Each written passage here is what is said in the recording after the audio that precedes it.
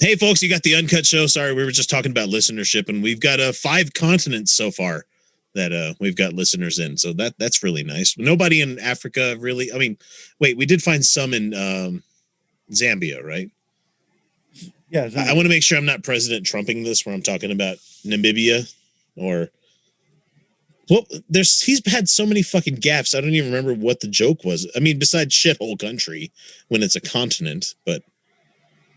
I don't remember what else he said about Africa. It wasn't the Bowling Green Massacre. It wasn't the fucking microwaves with the spy cameras and shit in it. It's just, I don't know. So, Kyle, your background is Lower Decks. Yes, it is. I haven't watched it yet. Is it? Oh my God! It's a Star Trek fan wet dream kind of thing. Pretty much, yeah. It's a pretty perfect show. I just I watched the episode of Mandalorian this week, and oh God, I won't talk about it just to respect the people out there in the Uncut audience that might have not listened to it yet. But Jesus Christ, man, it is like the convergence of worlds. First on the last episode, you get Bo-Katan just joining in. And then this one is somebody else, and I'm like, "Fuck you guys!" Who's the director? That Dave Filoni. Yeah, Filoni is This is his universe now. I'm sorry. Oh, it has been for a while. Except he Abrams kind of shut him out. Fucker, you know. Yeah. And arguably my least 2 favorite Star Wars movies were the fucking Abrams movies, you know? Yeah. J.J. Abrams is a terrible filmmaker. But the funny thing is, like, the fans say they didn't like those either, but at the same time, they're willing to shit on Last Jedi. When I thought Last Jedi was fucking amazing. Last Jedi was an amazing fucking movie. I don't think we're going to have any mini biters here willing to fight us on that whole thing, but I wish they would, because I got to go pee and I'll be right back.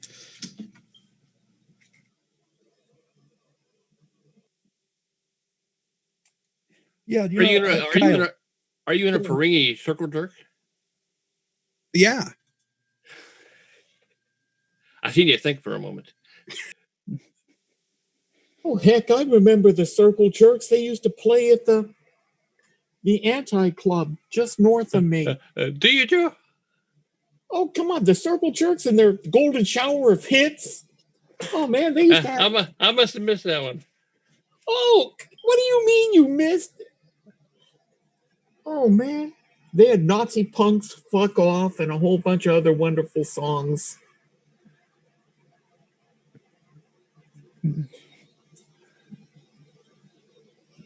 What's been going on for the last 15 days with you lot? Because, as I say, I went up to do some surveys and it ended up sea trialing a new ship. So I've been out of touch for 2 weeks. Well, Biden got elected. Yeah, he At this point, he's won the election like 17 times. It's up to 37 now. Is it up to 37? Yeah, they just what? They're 0-37. No, they actually what are all for 37? Yeah, because they keep filing lawsuits. They had another lawsuit in Pennsylvania that was thrown out. 37 lawsuits? Yeah. You're joking. They want to throw out votes. He'll be throwing out lawsuits till the fucking day Biden's inaugurated. Well, I mean, up until if they're all thrown out with prejudice, if they're all dismissed with prejudice, they're eventually just going to run out of things they can file. No, they will find something. They look at that crazy nut that's running it. That's running the lawsuits. Besides Rudy, the other crazy lady. And she says she's releasing the Kraken in Georgia. And she files a lawsuit with nothing but a whole bunch of misspelled words. Eventually, it's just going to stop going anywhere because she's not even, at least if you believe Trump, she doesn't represent him. Well, Trump's just about done clearing out all the people out of the Defense Department and replacing them with Trump robots. Yeah. So he expects the attempted military coup next.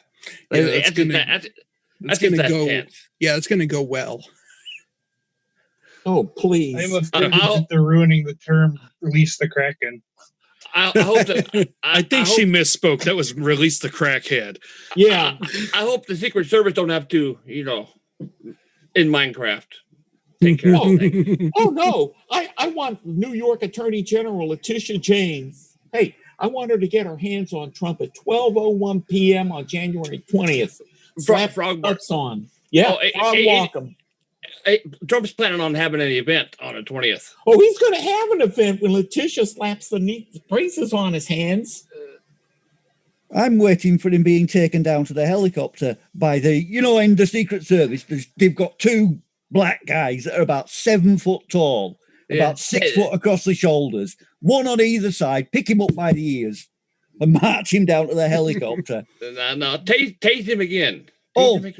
Oh no! Let's do the WKRP turkey drop. Put it up in the copter, let it fly up, and then God is my witness. I thought Trump could fly in Minecraft. I don't have to say that. I can say that in real life. This idiot insisted on having prayer meetings twice a day. That we were skippering this bloody thing. He nearly had a mutiny on a ship that wasn't his. That takes some doing. Oh, I'm not joking. We are a religious country. We are Church of England. Church and state are married. Go on. Did you see a news report that says he's been wearing diapers since the 90s because of his drug addiction? He's got no bowel control. He doesn't wear diapers. Wait a second. Hey, hang on. Let's not do ableist shit, because if he's wearing diapers, that's not something he can control. It's not something we should make fun of, just like his tiny dick. You shouldn't make fun of it. I feel sorry for his cleaner. No, we have agreed that none of that applies to this individual.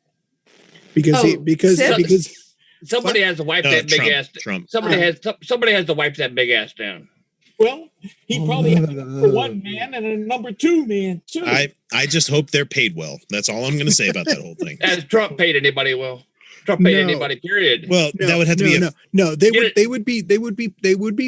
They would be paid by the government, which means their pay would be guaranteed. He can't cut it off. Can you imagine being groomed to the stool to him? Oh God, that's a British joke. Groomed to the stool. Well, I mean, it could be Lord Privy Seal, with the emphasis on privy. Well, that's literally where it comes from. Whether or not Trump wears diapers depends on your definition of a diaper.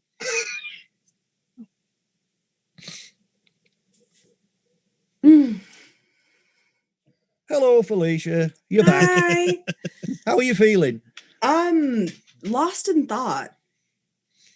Yeah, don't think. Don't think. It's dangerous. You come up with ideas then. Women start reading and then they start thinking. You were taught to read. You can read. You'll be telling me next you can drive. Yeah. Whoa. Females can drive. Then she starts coming with ideas and thinking. Yeah, no, driving? God almighty. Next you'll be able to vote. It's just then you're going to be able to tell me whether or not you want to have children or not. Oh no, they'll never get that far. And get a job. Now, wow, I'm an expert in my field and I don't want kids. Talking of your field, Felicia, the last in Lancashire cheese factory has just moved premises to 700 yards that away from where I live. 700 yards. That should be okay, as long as they're still producing milk from the same area. Yep. Okay, then they're fine. All the farms round me supply Wyreside dairies, and they produce it in the old-fashioned way. Because, as you know, proper Lancashire cheese should be like polystyrene. when you cut it, it crumbles into little balls. Yes, exactly. Not No, it's the beautiful. mush that it is. On toasted, it is gorgeous. But how you get it, and it's overpressed. It's a homogeneous mass. And that's not Lancashire cheese. Sorry, I love Lancashire cheese. You don't buy that crap, do you? What? I'm talking to Kyle. Oh. No, his background with the fucking skinned fruit. It's got hair. It's just atrocious. I don't know what the hell that was. Lancashire.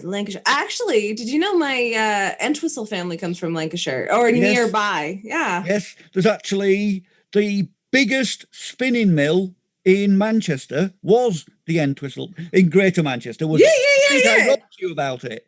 Yeah, you did. Yeah, that's my family. It's still spinning. It's still spinning, Felicia.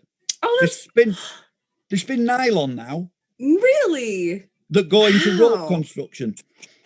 That's amazing. They don't spin for cloth. Not anymore, which they used to do. Entwistle came from. What was it, Celia? I was wondering where the name Entwistle came from. It's English. It's old English. It actually, the Entwistle, where a river forks, the land at the fork is the Entwistle. Yep. And the Entwistles ended up becoming a textile family. And there was a fortune somewhere along the line that we don't have anymore. The Entwistle family, Lancashire we were like, what's the word? I'm forgetting like the titles and everything, but we were noblemen under Lancashire. And then, like our family crest is Parce se Agincourt, which means through this sign we have Agincourt, which is a big battle in France. England were actually the assholes in that one, but that's we won. We did. The English did win. The English did win Agincourt. But a quick aside. Do you know the two-fingered salute? Do you know where that comes from? Well, usually with them separated. Oh. Yeah, usually like... the archers, right? Yeah, because the French, after Agincourt, after getting the snot kicked out of them, every time they found a Brit, they cut his two fingers off. Because take the two fingers off, you can't fire a bow. So it got to when you saw a French, you give him the two-fingered salute. I've still got my fingers. There's actually an analogous house in the Game of Thrones world, because the Lancashires were actually like the Lannisters in Game of Thrones. And it's the house with a unicorn on their sigil, which the Entwistles were not a unicorn. The Entwistles were a shield with a single black banner and 3 stars. But that translates almost like exactly to the unicorn house in Game of Thrones. If you're willing to do the research, it's there. But yeah, there's an awful lot of history from this part of the world. Yeah. Have you heard of the Lancashire witches?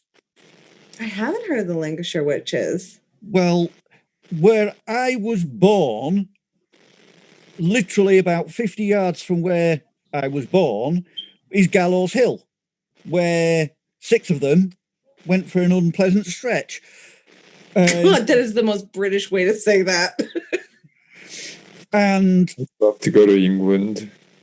but if you come to England, stay north of the Watford Gap, because down south, the it's a Londoner. Oh, I'm working on my accents. that's nothing like a London accent. No. Block your nose up. I'm actually developing a northern accent. Well, that's my accent. Mine is a pure Lancastrian accent. Fucking Northies. That's not bad. That is not bad. Thanks. I'm working on my vowel sounds. Yeah, but if I could speak British accent, I would speak in British accent for the rest of my life. But I'm just there's not a single. There's just fake it till hundreds. you make it. Just fake it till you make it. Just fake.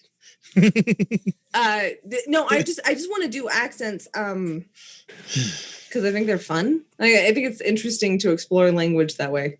Now, But, Yorkshire you're in the is a north, block.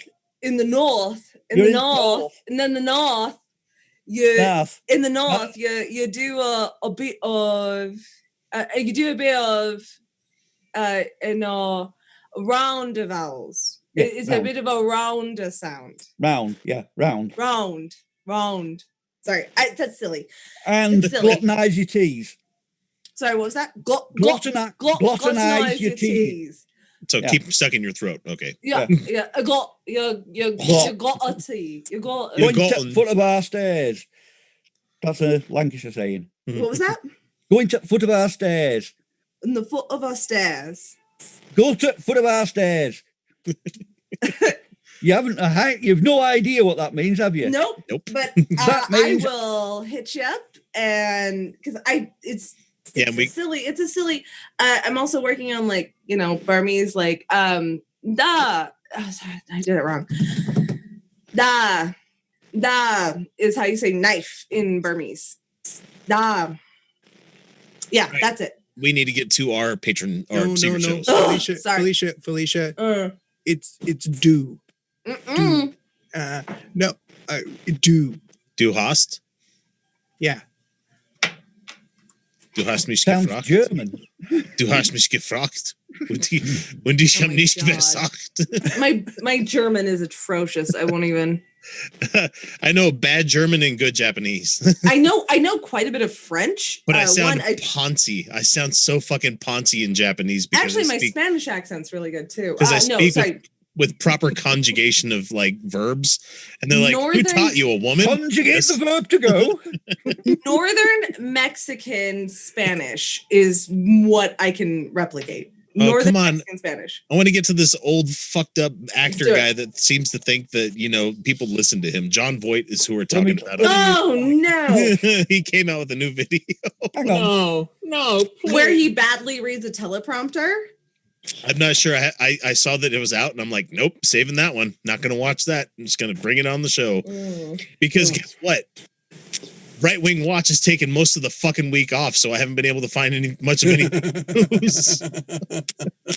Same thing with him at Meta and all the other people. I'm like, fuck, how dare you people have families of your own and shit that you want to do? We're doing this for fun. Come on now. Feed me your content. I need more of it. Sorry, I'm having too much fun. Okay, so I'm going to do What? that asshole thing where I put everybody on mute. And like that. And Great idea. yeah, so they can't interrupt us again. I hope It's not that we don't love you. It's just that I hope- be weird for Daniel's people not not back tuning this in. week. I hope he's not mad. Well, Hellbound Hillbilly sent me a pretty good message about that. He says, like, I listen to the Uncut stuff, and when people just drop in out of like randomness, it's like, wait, who the fuck was that? Yeah. Okay, so let's see. We have John Voight. Let me get the recording started over here. Come on, mouse. Where are you? His There daughter you doesn't go. speak to him for a reason. Okay, here we go. Hey there, all of you amazing secret show listeners. You're not patrons, you're not members, you're just part of the Utah Outcast family. And you've paid to be here and you got to listen to this as it has come out right now. Unless you're somehow listening to this in May, April-ish, sometime. Like we're not quite at 6 months. We're close enough, but letting myself have one too many weeks off has kind of messed with the buffer, but that's fine. We don't really worry about that too much. Joining me as usual is Kyle Steinblick and Felicia Entwistle here for the secret show that we're doing. Have I been And- gone that long? Jesus. I'm not going to be Felicia. the asshole. Yeah, God. Anyway, we have John Voight who's going to be talking to us about he doesn't like Biden because for reasons. And Communist. what were you saying about Communist what were you saying Biden. about his daughter? She didn't want anything to do. Oh, Angelina Jolie doesn't talk to him anymore. I Yeah, don't yeah, believe. she's- As last I heard, yeah, they're totally estranged. Yeah, Yeah. he wouldn't be allowed to my Thanksgiving. That's all I'm saying. It's like Be like, oh, hey, it's John Voight. Be like, oh, nope, no, you're not welcome here. No, that's fine. Okay, so let's hear what this kook has to say. Here we go. We're heading down a street that has no name now. Usually called usually called the fucking dirt road. Well, I don't know. Most of those are named too. A street that has no name. Where the streets have no name. See, and I was gonna make an Eagles reference, but that's a horse with no name, not a street with no name. God, you're better. Mm-hmm. You're better at this, Felicia. Thank you. Street with you no name. too for the win. Oh my Our God, no one's nation ever to said crumble. that before. This is what they want, to destroy America. Let me warn you all that we are in great danger if we fall under a Biden administration. How? What? Please elucidate.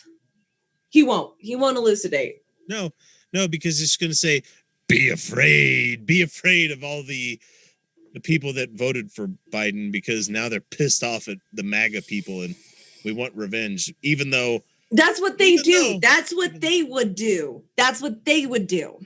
Biden has now just appointed a guy to the climate council that's a fucking fossil fuel executive. Yay. I feel like we told people. Right. And the thing is, like, there's a lot of shitty people out there trying to do the whole thing like, oh, where are you guys going to start swinging them left after this point? Where are you going to start swinging them left to? It's like, bitch, we just got done defeating a fascist who still hasn't even stepped down. Oh, don't worry. We got plenty of fodder. It's going to be there.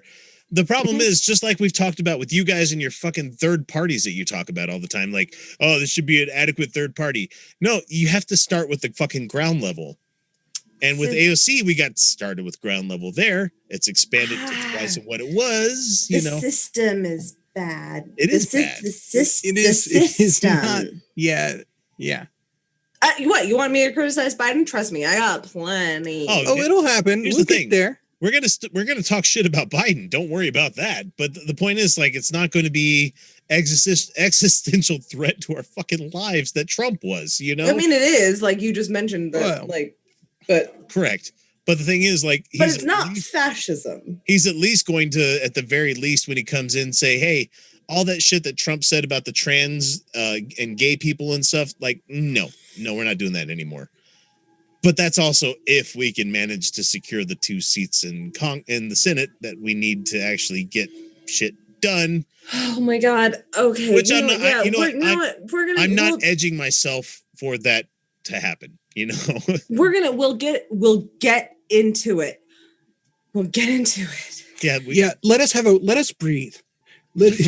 Let's just do the John Voight thing right now because I don't have the time or the energy right now.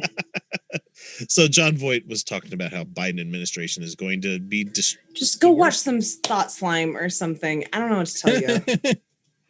You had a choice this time, this election, 2020 election. You had a choice between a fascist and or somebody neocon. else that's not a fascist. A neocon. Right. Yeah, essentially. And when you have a choice, but when you still have the choice, always choose the lesser of two evils. That's it. Always. I know. There's a lot of anarchists out there who just like say that it's not harm reduction to vote at all, but I disagree. I disagree because I'm not a fucking accelerationist. I'm just not. I'm sorry. Not all anarchists who don't agree in voting are accelerationists. But yeah, no, sorry. Sorry if you don't know the lingo. I'd rather deal with a neoliberal. I'd rather deal with a neoliberal establishment than a fucking fascist. And I understand Trump's an incompetent fascist, and neoliberalism is not competent a fix. Fascism.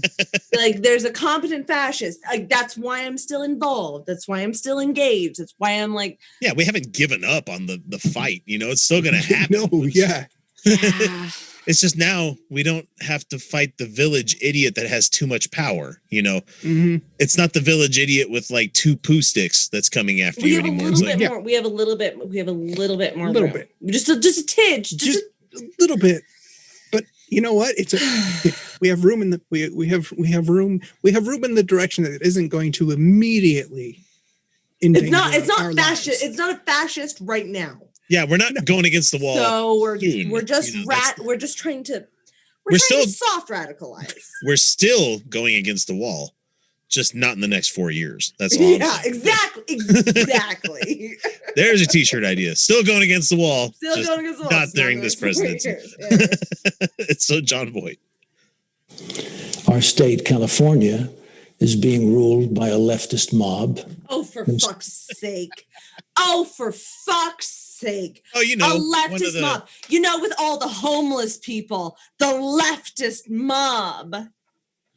You know, that state. You don't ever GDP. need to be afraid. You don't ever need to be afraid of a leftist mob. They What are you gonna do? Throw granola at me? just They might just try to get them. Just try to get them to agree on anything. Kyle, don't. We don't need that pessimism. Look, I'm promoting the PSL. I don't know, something Well, and I'm socialist. promoting the fucking People's Party of Liberation Socialism and so- Liberation. They're a Leninist. They're Leninist shit. They're actually good. They're actually doing really good work. It's just that I disagree with their ultimate philosophy. So but they're honestly, the- they're opposing capitalism. And right now, we can have that debate later. We can have that debate later once we start actually implementing some socialist policies. So okay. they're the Judean People's Front, and then you're the popular. I'm an Popular anarchist. front. I don't Fucking- like authority in any. Fucking splitters. I'm with Kropotkin. Stalin was bad. Okay, back to John Voight. Governor Newsom is taking away our freedom, your freedom. Oh, for fuck's He's a sake. disgrace to mankind, he and his relative Nancy Pelosi, who has tried to bring President Trump down. Oh, Nancy Pelosi, who Yes, resisted right. every form of impeachment until like she thought she had a one. Like all of the oh god. Yeah, and the fact that she got once again the gavel, I'm like, what the fuck is wrong with you people? I know they don't listen. They don't listen, man. They don't listen. Socialist policies work everywhere. People like socialism. They just don't know they like it. Hey, it's Yeah. amazing that Vietnam destroyed fucking COVID. You know, Vietnam's kicking ass, and also and they have people better aren't- freedom of speech people- than we people have. Aren't going hungry in Vietnam, Everyone can go to the doctor, even if you're a tourist. and the government offsets the cost of rice if it gets to be too expensive, so that They have better freedom of speech than we have. Yeah. I'm not saying Vietnam's like perfect. I'm not saying it's a utopia. It's not. No, but I'm saying that to our 3% of our audience, Felicia, 3% of the podcast audience of Utah Outcasts, we see you. We appreciate you. I'm just saying Vietnam's like kind of kicking ass a little bit. Did you know the Russian Revolution that led to? I mean, I understand Stalin killed a lot of people, but it actually did improve things overall, liberty-wise. Well, yeah. I mean, things under the Tsar wasn't Bad great. was bad even. Kind of like how America has been existing for the Oh, last almost 40 like America, almost exactly like America, almost exactly. Wow, look at that. No, I have no idea what the hell you're talking about. The Bolsheviks were bad. They're terrible. I Sorry. am drinking too much wine. Yeah. We got John Voight talking on. Do we? Governor Newsom has destroyed many lives of people who depended on their businesses. And now Oh, he for wants to fuck's shut sake. down again. Their lives didn't need to be destroyed. You see, we could have just paid them to stay home. But Capitalism we can't do hates that. small business. But we can't do that. That's Actually, That's- capitalism sucks for that's- small business. socialism.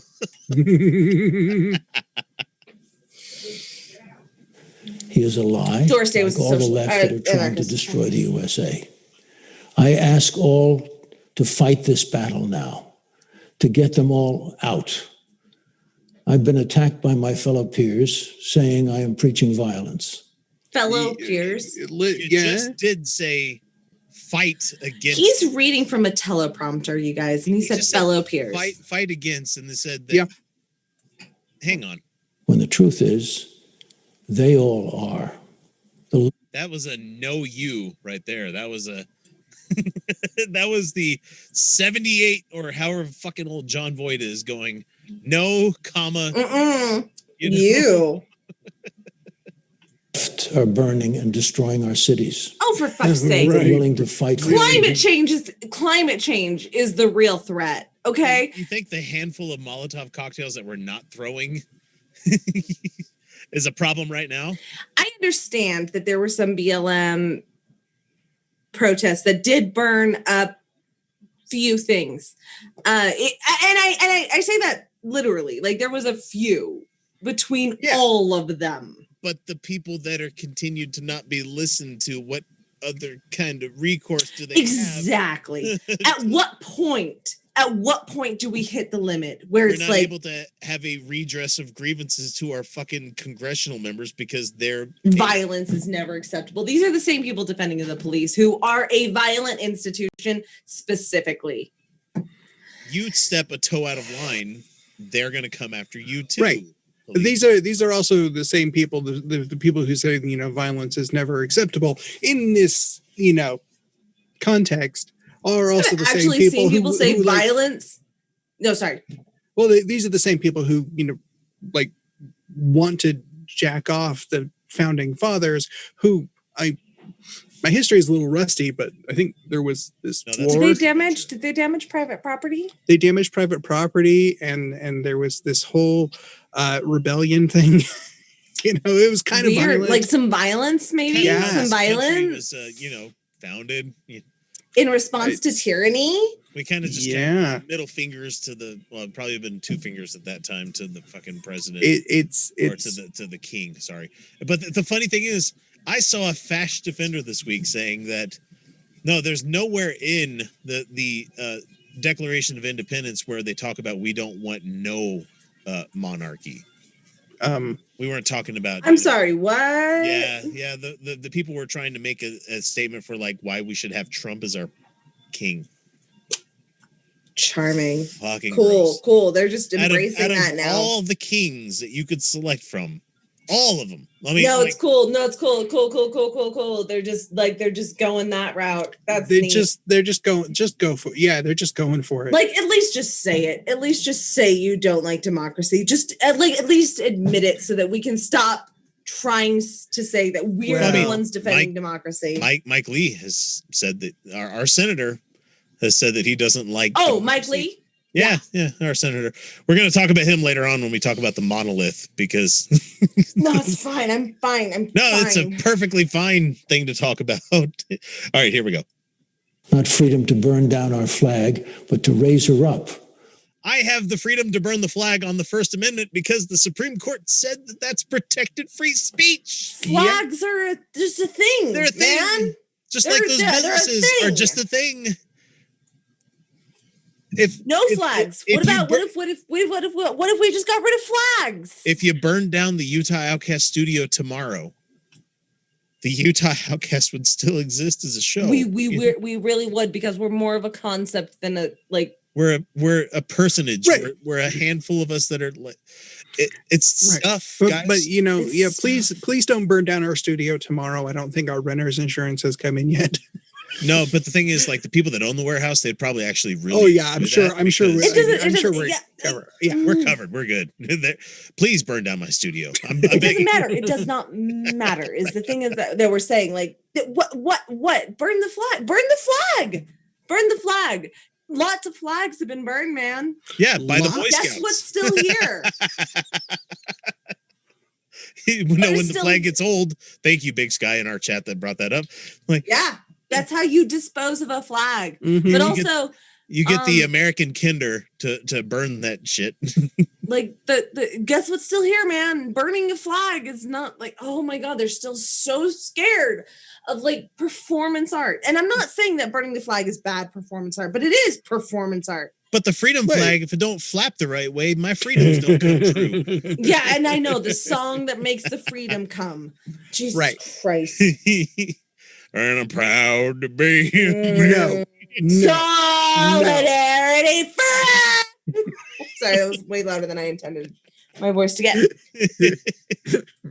Oh, how we've missed you. That was still really more John loud. Voight. More John Voight. The glory of this land of the free, but the left are trying to stop these truths. But no, you Let just us said that. You just bring you just justice. said. He just said, burning flag bad. Therefore, but like, man, in a free country, they should be able to burn whatever they fucking want as long as it's like not harming other people. Yeah. So like, they should be able to burn the flag. In a free Yeah. country, they should be able to burn the flag. Should be, but It's fine. It's fine. no, they're not going to, though. Let the truth show itself that Uh-huh. President Trump is the only man that can save this nation. Oh God. Oh God. I mean, are we The only man. I would rather give my fucking fealty to Ben Stein before I give it to Trump. What the fuck? At least I can win his money. You know? I don't know what is a free people represented by a god king? Yeah, that's what they mean. That is what they mean, isn't it? He is the most flawed fucking human I have ever seen in my life. That's what they mean. They mean a dad free was a people shit represented by a god king. Oh my God. Like what does freedom mean to these people? I don't even understand. The freedom. Like, how do you? I sometime I want to sit down in front of one of these people and be like, okay, what is freedom? Like, what do you mean? What do you mean by freedom? Oh my God. My kids had a school assignment where they were Oh, talking about that, no. where they were talking about what's freedom and stuff like that. You know, and almost every kid, it was almost like a listening to a Mormon church where they were doing the whole giving their testimony thing, where it's just like, you know, freedom is just being able to say or do whatever you want. And both me and my wife are like, Nope. That's that's not freedom. nonsense. That's a nonsense definition of freedom. But that's kids, though. That's kids, but that's what these fuckers think too. They're like, But that's the thing is like kids only understand freedom in the confines of what they're raised of a in. family structure. Yeah. you know, Which is fine. Like, that's fine. Well, it's not always fine. well, freedom is being able to eat half a gallon of ice cream and then, you know, being able to top it off with gummy bears and all this other shit and stay up Freedom late and is watch being TV able shows. But they crash later, you know. freedom is being able to fuck who you want consensually. Freedom is being able to make decisions. Freedom is travel. Freedom is being able to say, I don't want to do this labor. Like, what? Freedom is saying, I don't think you're paying us as much as you should be. Therefore, I'm going to get the rest of the people that work for you to say we're not doing this anymore. So, like, consider, okay, people like things, right? I love things. Do you like things, Kyle? How do you feel about things?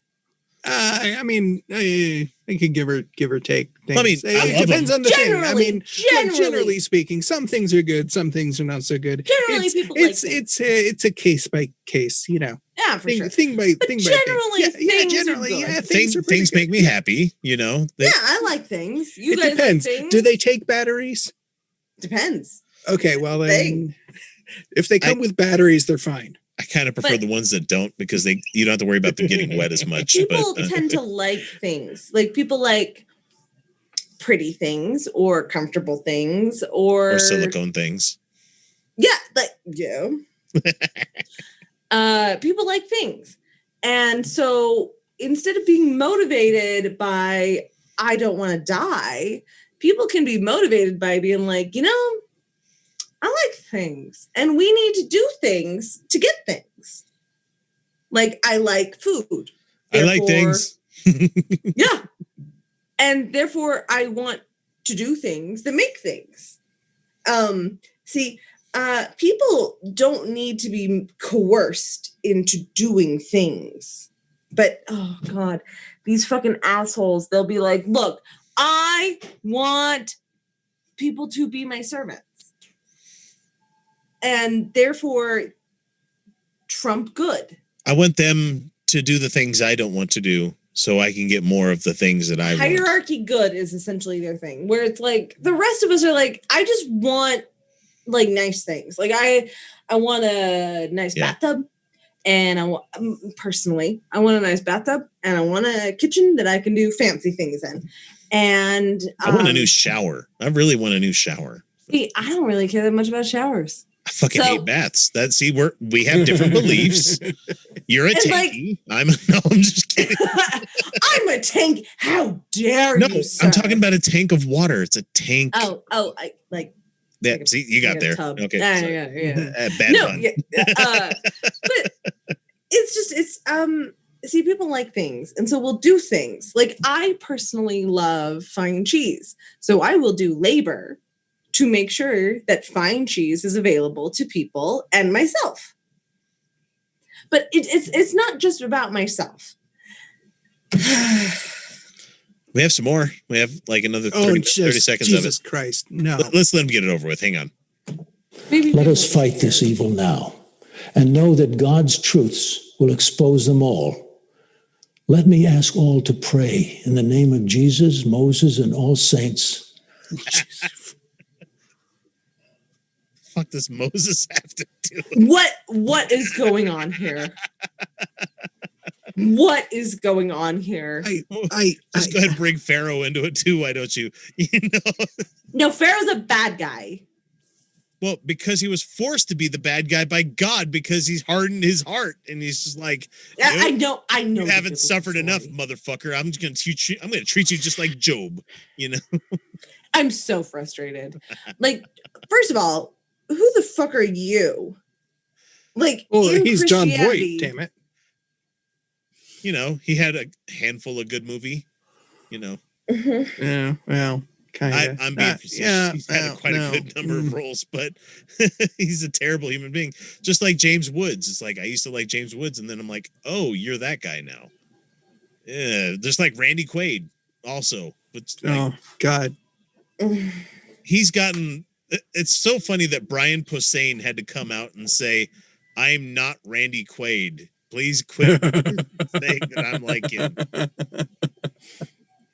And if you're wondering who Brian Posehn is, he was the speeder. He's driver very in the funny. First Mandalorian episode, but he's also been in thousands of other things that you never fucking referenced him from. So, hang on. For their hands of safety, to be honest now, the way in which we are being targeted will be hard to fix, but with all your love and prayers and truths, we can win this battle against this evil force. Has taken over this country. Sake. Oh, for fuck's sake. We must get Governor Newsom out. He's destroying the people's freedom. We must remember who we are. Yeah, okay, you know what? Good luck fucking flipping California to Republican. What does this even mean? The people's, like, there are people who genuinely believe that the majority of people support Trump, whereas, like, the majority of people don't support Biden, buddy. Like, the majority of voters overwhelmingly the voters supported Biden. This time around, the majority of voters were anti-Trump, not pro-Biden and pro-Democrat. They were absolutely is what it was. That's the reason why we lost so many House seats, so many fucking Senate seats. Not the progressive seats, though. Not the progressives. True. The progressives and the socialists, the straight up socialists, won. Well, I don't have to worry about my certain level of security clearance anymore, so I can say that I'm a socialist these days. I am not a member of an organization wanting to overthrow the government. Just so we're clear, I'm not either. I'm legitimately not. Like, I'm an anarchist in principle. But we live in a society. We live in a society. Anarchism is society. Anarchism is order. I'm sorry. I just don't know how to. If ever taught me anything, anarchy means chaos. Oh God. Yes, I understand the colloquial understanding of anarchism. Bad fucking reference. So anyway, that's all we got for John Voight. John fucking Voight, and it's him and his putting himself in front of a fucking American flag for the entire time he's doing this. It's like this giant flag behind him. Yeah. And he's looking rough, man. Like, he never looks great. Well, the thing is, but like, I honestly think right-wing ideology and evil fucking ages you. Oh, I agree. Yeah. Well, it's intensely fearful and intensely stressful. Like, you don't get to have like this solidarity, this joy, this existence where you're like, I'm happy with people. Speaking of solidarity and joy, hey guys, I've been up for 20 hours. I just realized. I'm just gonna stop. Sorry if you need to bow out. I do. I was like, no, I'm gung ho. I'm good. And then like I realized the time. I was like, oh yeah, that happens. I wish I would have got another guest. Oh shit! What? You're fine, Felicia. Just if you got to go, you got to go. It was that I had to wake up super early. It's not fine. mad. I'll explain it later. I don't care. I have to work tomorrow. No, take off. I don't mind. Yep. I just wish I would have had more time to line up somebody else to be on, so it's not just Kyle and myself. That's all. Just get Anwin. She's here. All right, I'm gonna let them come in, and you can take off. No, it's okay. You don't need to. It's fine. I'll be a whole show next week. I promise. Okay. We love you. Get yourself off to bed, Felicia. Take care. Felicia, did your surgeon talk to you about recovery time from anesthetic? 6 weeks. 6 weeks. No, from anesthetic, it's nearly a year. It can take your body nearly a year to recover from general anesthetic. No, she didn't talk about that. Yes. Have things been tasting weird to you? No. Things have been tasting fine. I was looking out for that. Well, that's one of the warning signs. Things taste totally different. Usually, I don't think it's anesthetic. I think it's that I work in retail and it's holiday season, and I already worked like 10 hours today, and then so it's complicated. I worked 10 hours today, but I also had to wake up early because our car insurance company is fucking us over, and so I had to take Roger to work. So I don't have my own car. Because it got smashed in the windstorm. Hi, have I mentioned 2020 has been a bad year? So my car got smashed in a windstorm. And so Roger and I are sharing a car. So I had to take him to work super early. So then I also worked like an extra long day. And I have to work tomorrow, and I have to work 2 different jobs tomorrow. And everything just kind of hit me all of a sudden. Yeah, so just be aware that recovery from general anesthetic, the place where it tends to hit most people the hardest is stamina. Okay. Which is a shit. I know I used to do the show working and then doing the whole show. It's fine. But it's quite reasonable and predictable that you're crashing harder than you would normally.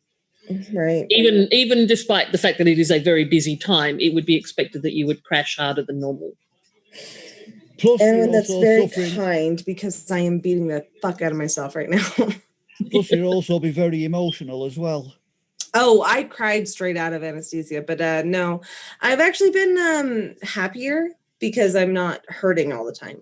So yeah, but when you start mucking around with hormones, which your operation would have done. No. Actually, no. The IUD I got. No. Nothing that my surgery did would have affected my hormones, and the IUD I got would have. All the evidence shows that it's minimal, not significant effects on hormones. So we're good. Oh, I thought you were on drug treatment for endometriosis as well. Yeah, no. My endometriosis. People with endometriosis tend to have a higher dosage of estrogen just naturally, but the surgery doesn't affect their estrogen production if I have higher. But they usually put you on blockers. No. My doctor and I decided we don't need it. Yep. Because I only had a little bit. It doesn't matter. A little bit of endometriosis can cause significant pain regardless, but I only had a little bit. So that the guy that designed us was an absolute fucking idiot, wouldn't you? Yeah, intelligent design. Intelligent design where your fallopian tubes just develop cysts because that's just normal. And then like intelligent design where one can just die inside you. Yeah. And possibly could have killed me if I hadn't gotten surgery. Who knows what would have happened? It's terrifying. What a And the egg perfect has got. Sorry. what a perfect way to exemplify that the God of the Bible is a complete fucking moron. I mean, let's face it, that little egg has got to find its way. It's got no eyes, and it's got to find its way down a scaled up 4-inch sewer pipe and go wandering down there till a tiny tadpole or a tadpole and its gang beat it up, and one finally climbs in. And then it just has to wander against the wall, but it's got no method of propelling itself against the wall. So it's got to hope that something knocks it against the wall. Not great.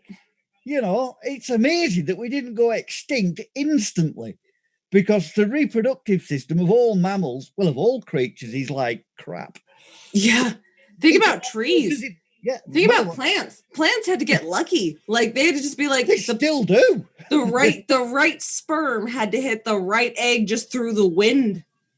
If it wasn't fun, it wouldn't have been worth it. A lot of mammals don't have fun having sex. Let Humans us do. not talk. Let us not talk about plant bukkake. It's hay fever season here. I'm on different types of antihistamine. Oh, All right. I'm sorry. I'm Go, exhausted. Ed, Go, sleep. Shit. Go. I'm so Go. sorry. Good night, everyone. I love you all. We love you too, I hope darling. you feel better. You Bye. just need Good night. to send in a hug. Good night, Oh shit! This is the best show. We It's the love people that you. make it. Kami senpai, Whoa. please give Orzo plenty of scritches for me. Thanks, Daniel. Mwah. Kisses. Mm.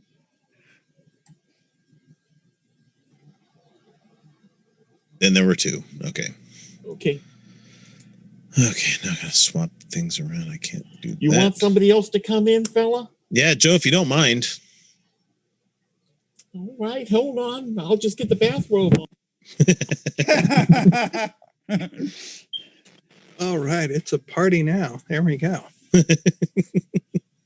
Here. Well, it's been a while since you've been on. I've had some bad things happen. Oh no, I'm sorry. No, It's good not to see you. Friday before, double whammy. I Whammy just had number an one. idea. My Aunt Evelyn, she was the last link. She passed away at the age of 93. Oh. Girlfriend of mine, close friend. First, we thought she had breast cancer. The cancer went into her spinal cord. Yeah. And she is in Cedars-Sinai right now getting radiation therapy. And she's single parent with a daughter. So I haven't been here. My mind hasn't been in the right place. But I need to decompress. And right now, you folks are decompressing me, and it is deeply appreciated. Well, Joe, it's so good to see you again. Well, I love you too. Yeah. I love you. I love you all too. Because I love this community we have. It's fun. It's brilliant. Well, here's an idea that will hopefully make you giggle. Philip, do you remember the Kenny Everett show? Oh, yes. I know. Well, I knew Kenny. All right, really? Yeah. So Kenny Everett was a British comedian. He had various radio and television shows. And on his TV show, every week he would have a spot with, basically because BBC gave comedies more money if they were a variety show. So every week he would have a spot with the hot gossip dancers. Yes. And I think he did this at least twice. And I was thinking you should do it with Felicia when she gets a green screen. So maybe when you're in the studio. He would tease people by saying, this week, hot gossip, topless. Yes, yes. And then finally at the end of the series, he did it, and they had done a green screen thing where they had removed the top half of the dancers. So it was just legs dancing. Yes. And I'm thinking, how much interest could you generate with Felicia topless? Look, I still remember them. But it was Here's the all thing is, we remembered. wouldn't even have to pay her anything for it. She'd be like, okay. I That's what I'm can't saying is remember. it's done in the best topless, possible but you taste. do the whole teaser that you found a loophole in YouTube's rules, so you'd actually be able to get away with having Felicia topless. See, the thing Back is, in like, the- she could get away with it as long as I put my nipples over her nipples, because apparently male nipples are okay. Or green screen. just get body paint, so she can in fact be topless, but her boobs have been painted green, so you can't see them. They've been green screened out. Yeah, no, it's You know, not, back in the not that hard. 50s, Ernie Kovacs did a spoof. He said he was going to have topless dancers, and they all came out without hats. I love Ernie Kovacs. He used to do some bizarre stuff like that. About 6 years ago, I put on a run of the Rocky Horror Show up in Penrith. Do you know where that is, Anwen? Anwen? She's there. Yes, I Oh, do. Sorry, right. I just had to unmute myself. Sorry. Up at your, damn near at the Scottish border. Mhm. And we put it on, and hey, we did it just for laughs, basically. But on the last day, Richard O'Brien came to see it. Oh my God. Oh, we were absolutely over the moon. Well, whilst I was at sea over the last fortnight, one of my previous engine room crews was with us, and he'd been on the show with me. And he said, let's put one on in COVID. I said, what? Kill everybody? He said, no, let's do it over Zoom. Ah. And basically, all I'm short of now is somebody to play Janet, somebody to play Brad, and somebody not looking at X to control it all. Not asking X, would he do it? But, not asking at all. But the band's sorted out. Most of the actors are sorted out. And I can see X as the narrator. imagine it patched on a screen or put together, and everybody doing it all at home via green screen. Go on, Doing X, it you know you want live? to. It'd have to be Dr. Scott, wouldn't it? Isn't that who the narrator is usually? yeah. Oh, no, the narrator's a different guy. Sorry, it's a different guy. Well, I wanted you for I thought of you with your deep voice as the narrator. Janet, Dr. Scott, Rocky, Brad. Janet, Dr. Scott, Rocky, Brad. I played Riff Raff. But that's burbling around. If anybody's interested, think of it over this week, and next week we might chat a little bit more about it. Well, they did a Rocky Horror. They did a Rocky Horror reunion for the Wisconsin Democratic Party. You're joking? No, about a couple months ago as a fundraiser. That and they brought most of the cast back except Susan Sarandon, who refused to do it, and they goofed on her for not doing it. But the rest of the cast, even Tim Curry, tried. Oh, you're talking of the film. You're talking of the film cast. Yes. Right. Yeah. I would like, if I may, to take you on a strange journey. It seemed a fairly ordinary night when Brad Majors and his fiancée, Janet Weiss, two young, ordinary, healthy kids, left Denton that late November evening to visit Dr. Everett Scott, ex-tutor, and a now friend to both of them. It is true that there were dark storm clouds, heavy, black, and pendulous, toward which they were driving. It's okay, you have to do it because my brain is putting in the audience participation lines automatically with you. Yes. Hey, Dr. Scott, tell us about your balls. Yes. Philip, when you were talking about accents before, I wanted to ask you, Lancashire, is Westerbin a Lancashire thing or not? What? It's definitely Yorkshire. It's definitely Yorkshire. It's not Lancashire. Yeah, that was my nana's dog. Say it again. Westerbin. Which is what my nana, who is from Yorkshire, called her dog.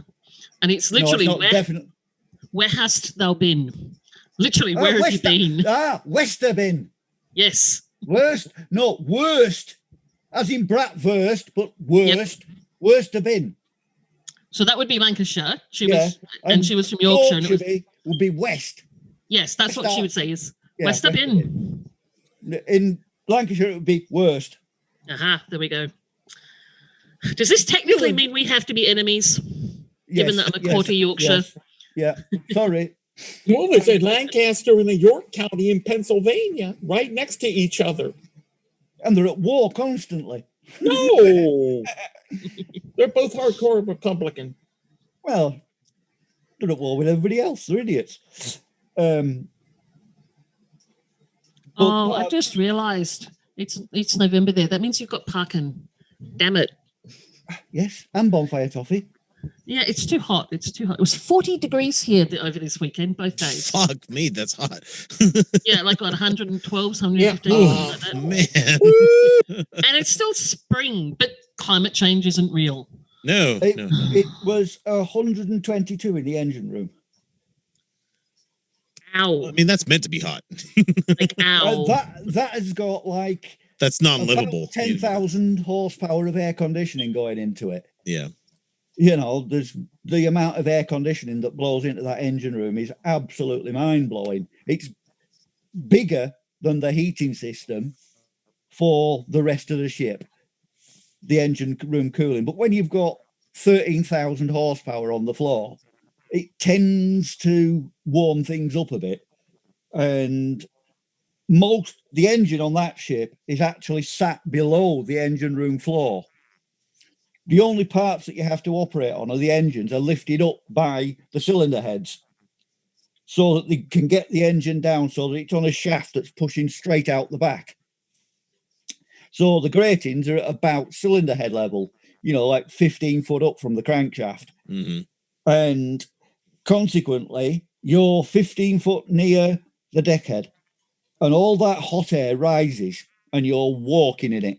And when you come up from the crankcase, you know when you open an oven door and you get that whoosh, it's literally like that. And sweat just drips off you.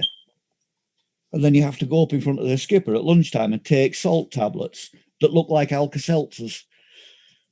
That's part of the... I had a friend that suffered from hyponatremia one time, and he had to finish. We were doing a race together, and he had to quit. He couldn't finish it. He just sweated everything out, and he nearly died from that shit. Salt loss can kill you very quickly. Oh, yeah. It's deadly. We were doing... football players would collapse on the field, and they were given salt tablets. So that didn't happen. Well, we were doing one of those Spartan races that you've seen probably advertised in a couple of places, and the guy... He's got Usher syndrome, so he's slowly losing his vision and hearing.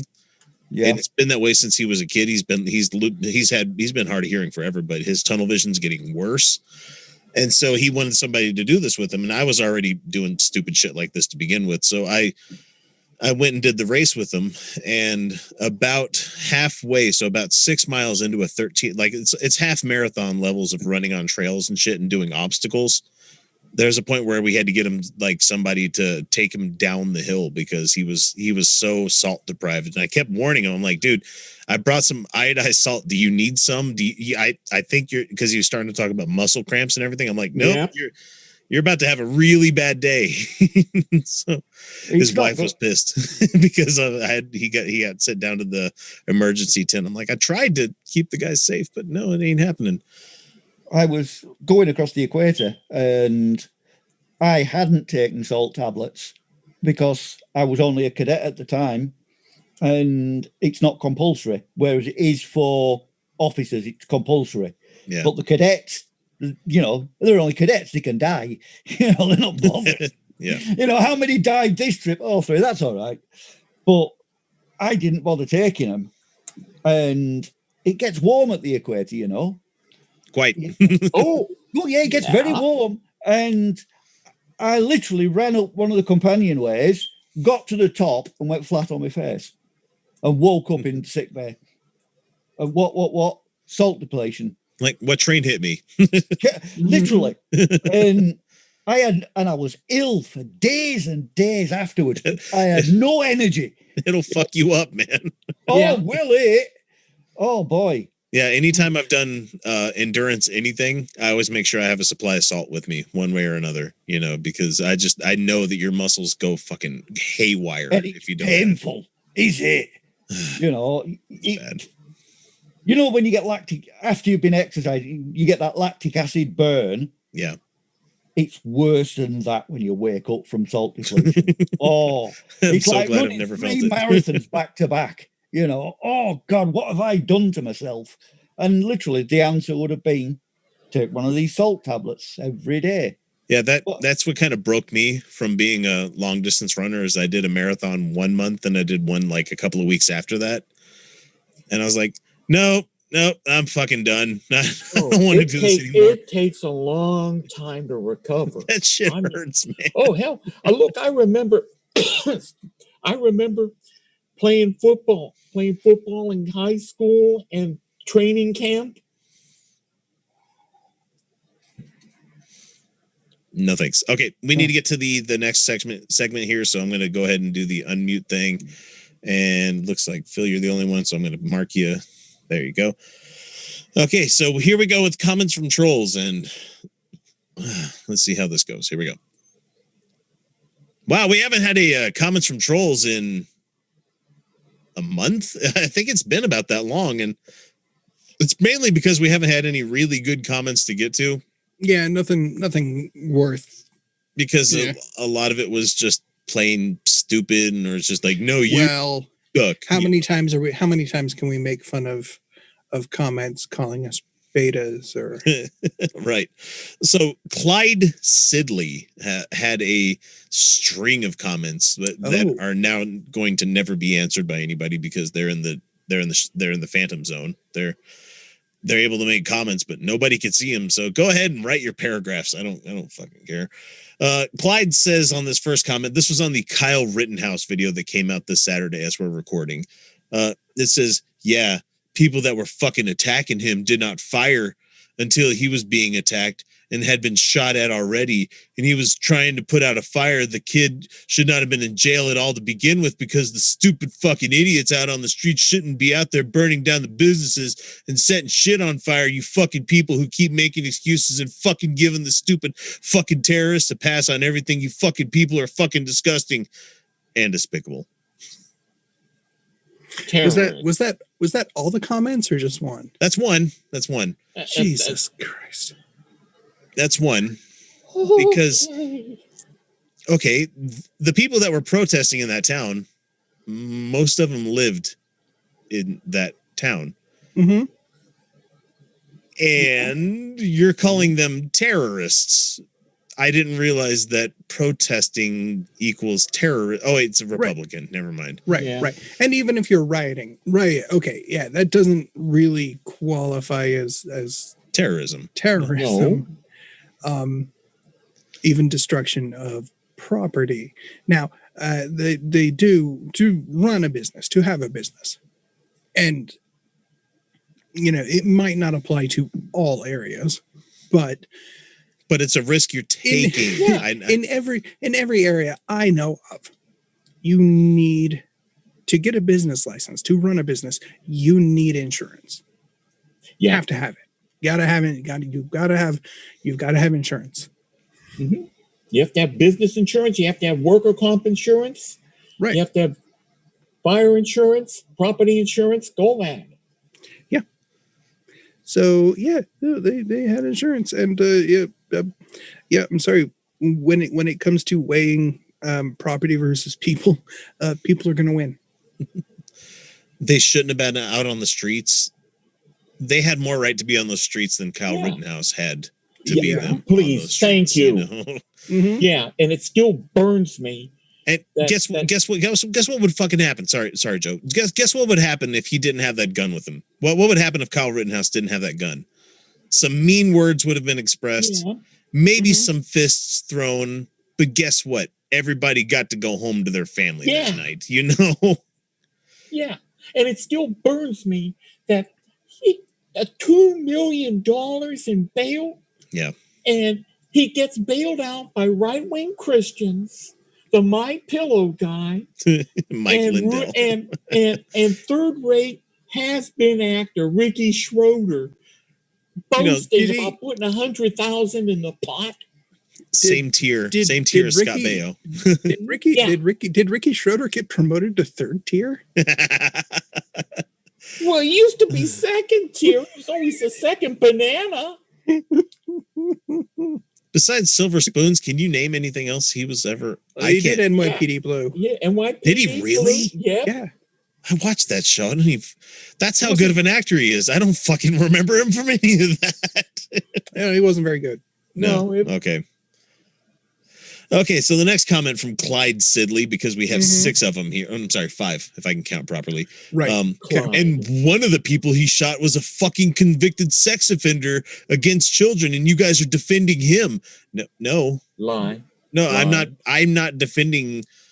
I'm defending somebody who got shot. You know, I'm defending that they shouldn't have been shot because it was a protest, nay, a riot, maybe. Let's just say if you were going there, they were destroying public property. If that's the case that you want to make here, that doesn't equate to a fucking death sentence. Yeah. Right. So is the argument here that he knew that this guy was a sex offender?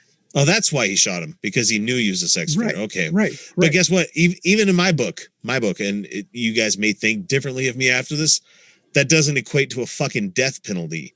You know? No. I'm not one of those guys where it's just like, good, I hope they go to prison and get raped for the rest of their lives. It's like, no, that's not how that system should work, man. Well, and even okay. Even then, this guy was on the street that night, right? He was on that street that night. Right, which means he wasn't in prison. So which means he either let out. He either served his sentence and was let out, or what? He was an escaped convict. Escaped convict on a riot trail. That's no. And then, hang on, Clyde goes on and continues, and then defending the other 2 fucking people who tried to kill Rittenhouse. Get your fucking info straight, you fucking people make me fucking sick. Nobody tried to kill him. Nobody tried to kill Rittenhouse. After Rittenhouse shot the first guy, that's when they tried to stop him because, hey, we got a guy shooting into a crowd with a fucking AR-15.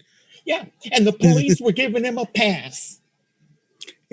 And the other guy was shot after hitting him with a skateboard.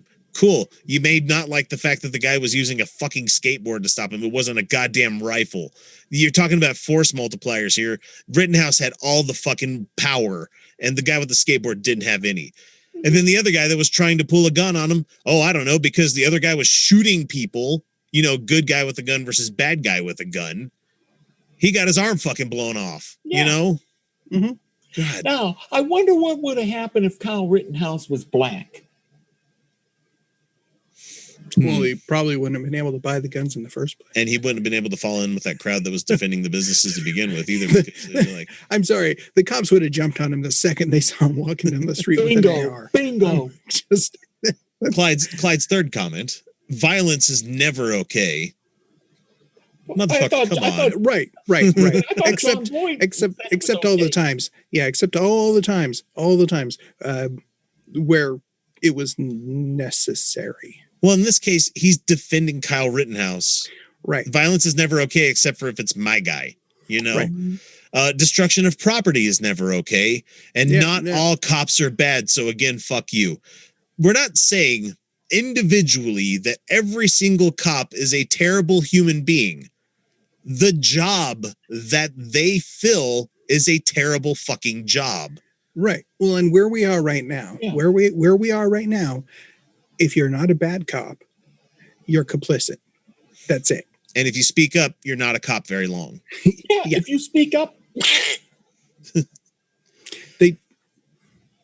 it's a problem. It's a serious. It is a serious problem. That's why you get the whole co-equal saying the bad apple, one bad apple spoils the whole bunch. You don't take the bad apple out after it's spoiled the whole bunch. You throw the whole bunch out. You throw all the apples away. Yeah, especially when the Osmonds sing a song about one bad apple.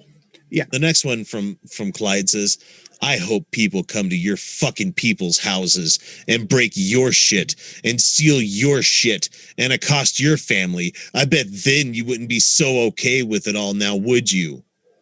I thought violence was never the answer. Yeah. Well, what's with you, threatening me and my family? Promoting it. Yeah. That's but here's the thing. Kyle Rittenhouse wasn't at his home. No. He wasn't defending his family. His mommy? He wasn't defending his shit. To use this guy's term. He was doing none of those things. You want to bring up like the LA riots and you had the Korean storekeepers that were staying on top of their roofs with guns?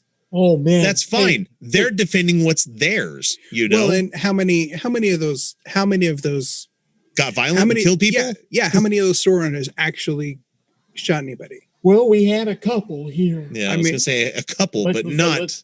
The Shauna and a couple others where a Korean store owner shot the girl, and the Korean store owner was let off, and then that caused another ruckus. Mm-hmm. Yeah. Here's the thing. If he wasn't there with a gun, if he wasn't there to begin with, none of this would have happened.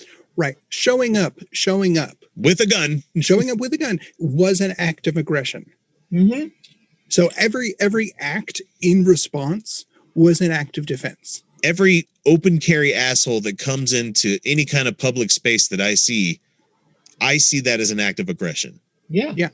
Not an act of defense. Because guess what? When I go to the park, I'm not worried about shit going down. Maybe that's my problem, these guys would say. But I'm not worried about, a rapist hopping out of the bushes to steal my kids or anything like that. Well, I mean, just keep them away from the bushes. Right. Yeah. Keep them away from that goofy Congressman Bobbert who says she's going to carry a gun to the floor of the House of Representatives. So he was saying, come to your people, all of your people's houses and break your shit. I have homeowners insurance. Break enough of it and I get new shit. That's the thing. That's what we were talking about with businesses that have business insurance. Mm-hmm. But he's got a problem with that one for our next one. He says, and not all people have insurance, you fucking idiot. Half of businesses, bad quote here, not quote, bad possessive because it's business as ES, not apostrophe S. Yeah. Half of businesses destroyed in all of these goddamn situations were small businesses that didn't have insurance, half black owned, of which these people spent their entire fucking lives building. So fuck you. Yeah, I think we already covered this one. Yeah, you got some evidence for all that claims that all those claims that you're making there, buddy? If not, I don't want to hear it. Are you going to point out to me the black business owners be like, why'd they burn my business down? No, you're not. No, because this is the same kind of asshole that'd be like, they were trying to set the gas station on fire. They wheeled a dumpster full on flames and put it down there. I'm like, oh no, more shit burning. Oh God, I'm so worried about businesses burning down. Oh no, not a gas station. There's not a million of those across the fucking country. It's like they're putting in right now nearby my house. They're putting in like a tire place, like a tire installation recycle. Yeah. Your basic fucking Jiffy Lube kind of joint. I mean, Jiffy Lube doesn't do tires, but you know what I mean? Yeah. And all of me is just thinking, great, another one of these. It's like, did we really need another one? Obviously, they wouldn't have built it if they didn't think it was going to make money. But the thing is, it's like, if it burned to the ground tomorrow, I wouldn't be like, oh no, that's small business. It's going to be terrible. They're going out of business forever. No, they're still a small business, but they'll just get the insurance money and open it up somewhere else, because you don't open a place that takes in hazardous materials or, any of the other materials they take in without having insurance. Yep. With machinery, you have to have insurance. With a gas station, you have to have insurance. Have insurance and be bonded too. Okay, if you're talking about, office buildings, arguably with our studio, I'm paying rent on the place. I don't have fucking insurance on it because that's what I get out of paying rent. It's renter's insurance from the business that currently has the place on lien. It's like, if I happen to be renting the entire unit, then there would probably be something from the person that owns the building that there would be some sort of insurance. I'm just saying is that you don't get out of this without having somebody being able to foot the bill if shit's destroyed. God damn it, Clyde, you're stupid, man. Just leave. And the funny thing is, like, the icon next to their name, as I was looking at it, said they've been listening for at least a year. Sure. Now you're mad. Yeah. Okay. Yeah. It takes them a year to come up with this. Everything else that we've talked about, you've been completely fine with, but we go over and talk about some privileged little white shit that decided to go and play soldier in a city that he didn't fucking live in across state lines, holding a weapon that he couldn't legally own. Yeah, and he bought it with what his stimulus check? his parents' stimulus check. So yeah, go ahead and get mad about that. So the next one that we have up is from Catholic Firefighter. What a weird name. And this is on the Firefighter. That sounds like an 80s punk band. This is from Mark Taylor. Mark Taylor is mad at Christians who voted for Biden. And here he goes. It says, here's the number of Christians who voted for corrupt Sleepy Joe. 0. I didn't know that there were like 80 million non-Christians. Yeah. That means that there was a lot of fucking non-Christians that voted for Biden this year. Yeah. I mean, I know we were a populist bloc when it comes to the nuns, but I mean, cool. I guess that means we are no longer a Christian majority country. And he says, got it? Good, because only fake Christians would vote for pro-baby murdering Marxist-crats. Oh, but it's okay in the name of Jesus to take like a refugee's kid out of the arms of mommy and put him in a cage. No, you're just one of them bleeding heart liberals there, Joe. Right. It's okay. It's okay to forcibly sterilize the women. Yes, forcibly sterilize the women. You know, catch and release with the Hispanic people that you're keeping at the border. Yeah, that's great. Trump administration, good job. Because let's see, and only conceited, vulgar basement dwellers would criticize him. Hey, I don't live in a basement. I do the show in the basement. I don't live fucking here. Are you kidding? I wish I had a basement. Yeah. I do the show in the studio. It's in a fucking studio. Yeah, well, he's probably stupid enough to think the basement's there in Comet Pizza. LOL. Release the Kraken. Trump 2020. You lost. It's aging. These things are just aging. Like, they lose every single day. Every day they lose again. Loser. Look at it. Loser. He's Trump lost. Get over it. I thought I almost saw the time tunnel down your throat. Milk. It's aging like milk. That's what it's just. God damn, and he lost big in Pennsylvania when we're recording tonight on Saturdays. Yeah, they threw. Yeah, the SCOTUS there was just like, nope. They wanted to throw dismissed 2.5 million with votes prejudice. Out. Yeah, dismissed with prejudice. That's the second lawsuit. And with prejudice means don't fucking come back. What it means is, it means they cannot appeal. Lori Gonzalez is our next one that we have here. It says, this was on Josh Bernstein urging drastic action regarding election results. It says, for the hand count in Georgia, which actually produced more Biden. Yes, just like in Wisconsin, when they recounted, he got more votes. Do you hear that, Sylvia? He got more votes. They did not allow an equal number of GOP observers and blocked them from getting closer, even with a judge's orders. They don't need to allow an equal number. No.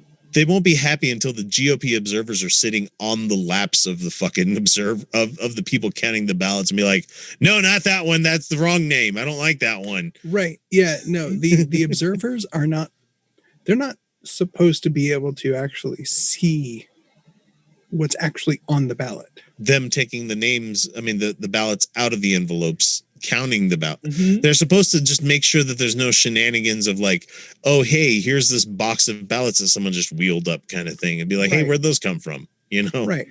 Right. But they Or said it came out of a food truck, you know, like in Pennsylvania. 2 trucks loads came in the Philadelphia Counting Center, and something happened there supposedly. Lori It continues. was food.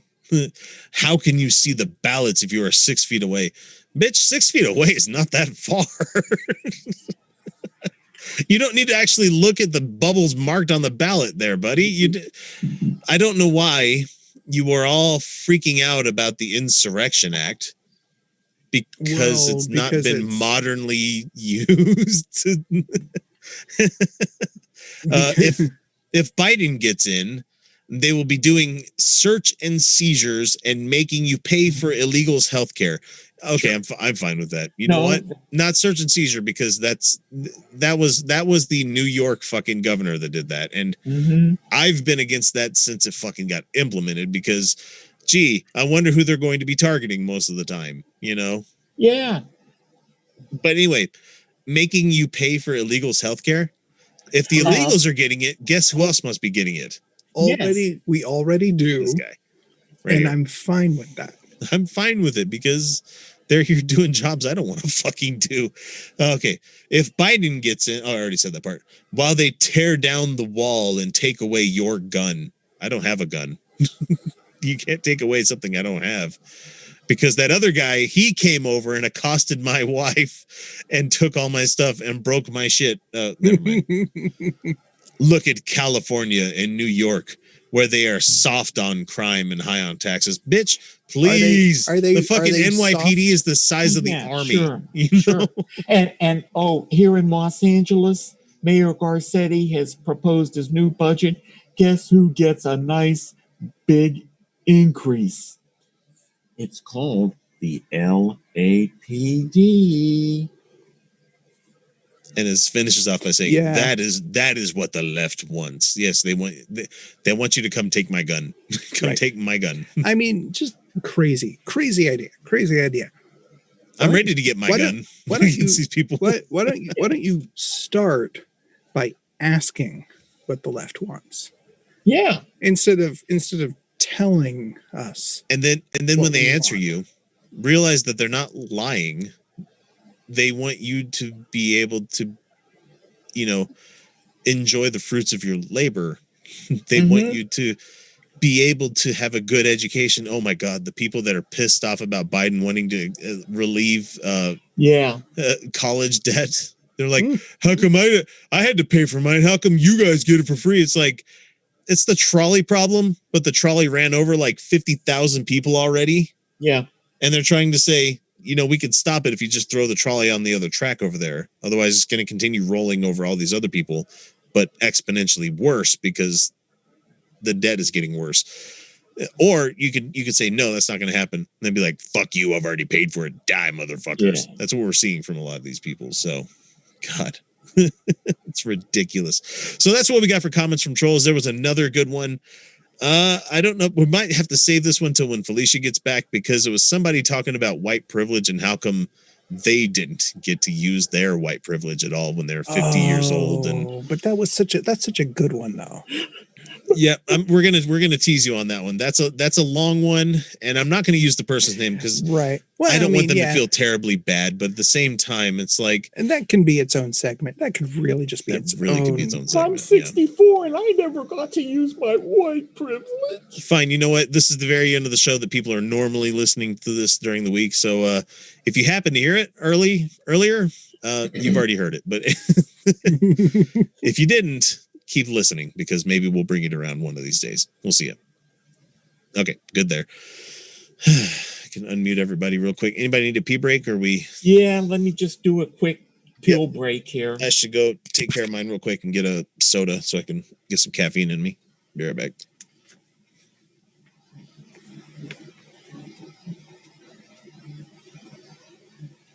My parents lost their fucking minds about Joe Biden's victory. They're like, why aren't American people afraid of communism anymore? Well, I mean, most people don't know what it is.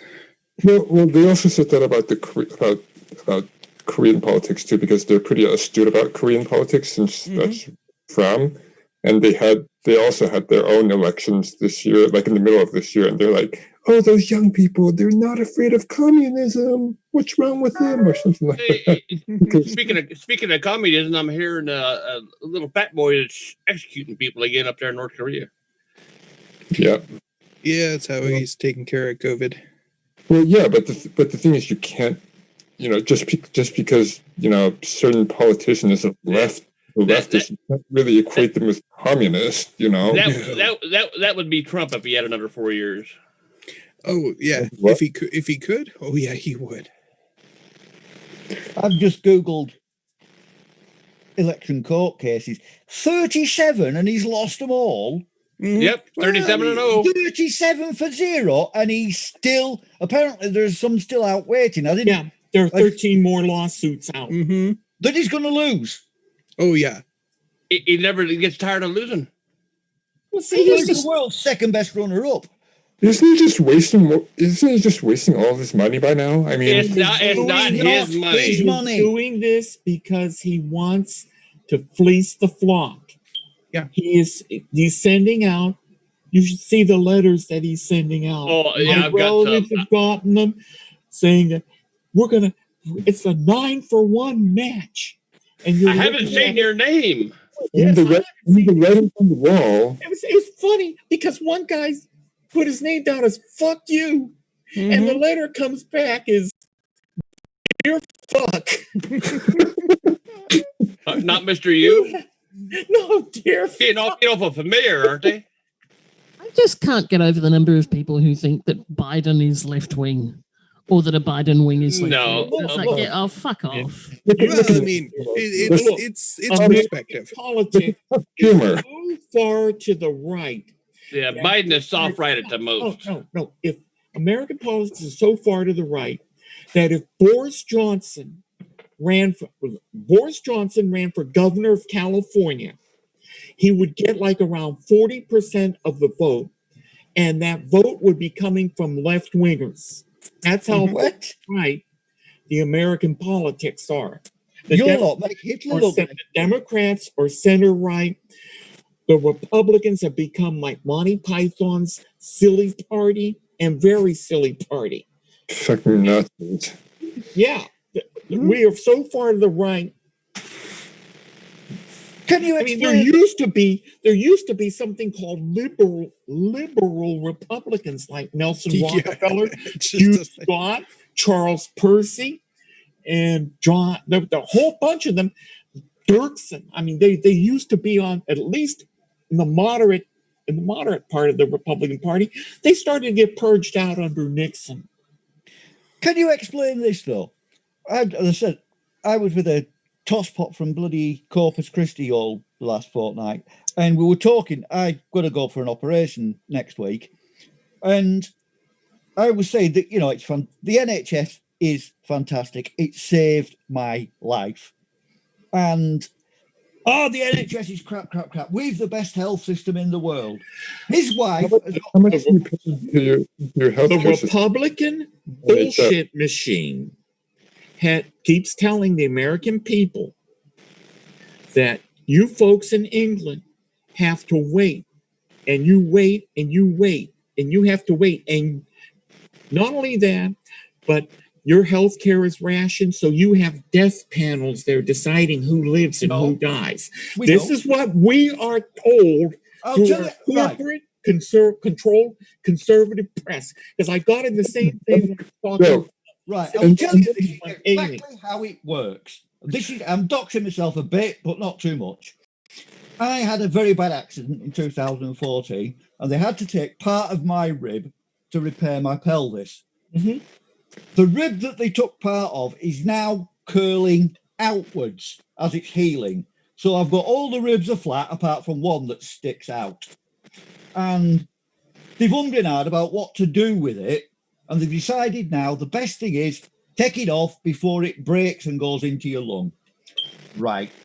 That was on November the 2nd, the day before the election. I could have gone in on the Friday, which would have been the 7th? 6th. No. I've got some jobs I want to do. I was given 15 dates to go in. I'm going in on Monday to have it done by my choice. I'll be in hospital for 5 days. When I come out, do you know how much I will owe? 0. Absolutely nothing. Not even the tablets I take. And I'll come out with a bucket full. Premiums? Why? This guy went up the wall that his wife's got breast cancer and it's taking up about half of his salary because they don't pay for drugs, do they, the insurance? Nope. No. They might give you a slight discount. Yeah. Well, he's having to pay for some of these fancy cancer drugs, and it's taking half of his salary. Yeah. I'm going in for what is quite a major operation. Oh, it'll be bankrupt before it's done. Yeah. But he thinks it's wonderful. Yeah. And I can't get over to him. Look, because I'm going to come out owing nothing. Mm-hmm. I'm not going to feel guilty over it. 5% of my wages. And he's going to tell you that you're lying. Yeah. And that you're getting, and that you have to wait. You've got to wait a year, 2 years. Bullshit. Even if you have a cold, you got to wait a couple months. When it's pneumonia, you're still on a waiting list. Bullshit. This is the propaganda. Well, I can tell you for a fact, it is not like that. I got a letter, unexpected. I've opened it when I came in tonight. Mm-hmm. I should have gone for a flu jab on Wednesday. I got a letter on Friday telling me that next Monday morning at 9 o'clock at the hospital that I'm going to, there will be a flu jab for me. Mm-hmm. Because I can give you one example of how the insurance companies fucked me. Go on. I contracted rheumatoid arthritis in 1997, and at that time I was under Blue Cross, which is supposedly the gold platinum standard for insurance for federal employees. And I was diagnosed. I was told I had to have You mean the insurance I don't go into because it's not fucking worth it for me? Oh, let me tell you what happened. Let me finish. I had the IV, the first one, and they submitted it to Screw Cross. I call them Screw Cross. Why do I call them Screw Cross? Because I don't know. Because they said it wasn't medically necessary, and that I was on the hook for $850. Doctor says I have to have IVs every 3 weeks. I wound up borrowing on my MasterCard. I used to have a chess book collection, 500 chess books, rare books. I would sell them. It took 10 months for me to get to the point where I had an open period where I could change my insurance from Screw Cross to Kaiser. Kaiser says, we'll take you. You only have to pay a $50 copayment for your IVs. Jesus. And I also have to pay, hate the fucking deductibles that you also have to pay in order for the insurance companies to kick in. I mean, yeah, you have a deductible here. I hate the fucking copay you have to drop to go into the office. Yes. Shit. Well, do you know how much if you're out of hospital and you get a prescription from the doctors, it doesn't matter what the drugs are. Do you know how much they cost?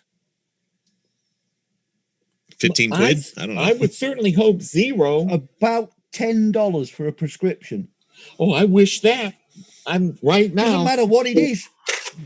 So you don't This pay. is the blood pressure drug I take. This is the anti-clotting. It's Pradaxa. $120 for a 3-month supply. Oh, Jesus. This is metformin. Wife was on that. Metformin for me, $25 for a 100-day supply. I take the same thing. This is Glimepiride, another drug I have to take for diabetes. Yeah. This is $29.95. She a good witch or a bad witch? Okay. That is mind blowing. Oh, wait a second. And he's not the only one. The thing is, it's No. everywhere. It's everybody. And I don't even have insurance. the thing was, the first year Obamacare became really effective in 2014. At that time, you had a $1,500 $1,500 annual limit. Once you hit $1,500, you didn't have to pay anything the rest of the year. I wound up hitting that in August of 2014. After that, I didn't even have to pay the premiums. I didn't have to pay the premiums. I didn't have to pay for my doctor visits. I didn't have to pay for prescriptions. Then Kaiser raised it to $2,000. Do you have to pay for doctor visits? Yeah. At least $20 for a visit. Medical bills have bankrupted my family twice. Well, they bankrupted my mom and dad. They lost their home paying medical bills. Yeah, my emergency room visit back in February with state insurance, which is a really fucking good insurance, still cost me about $900.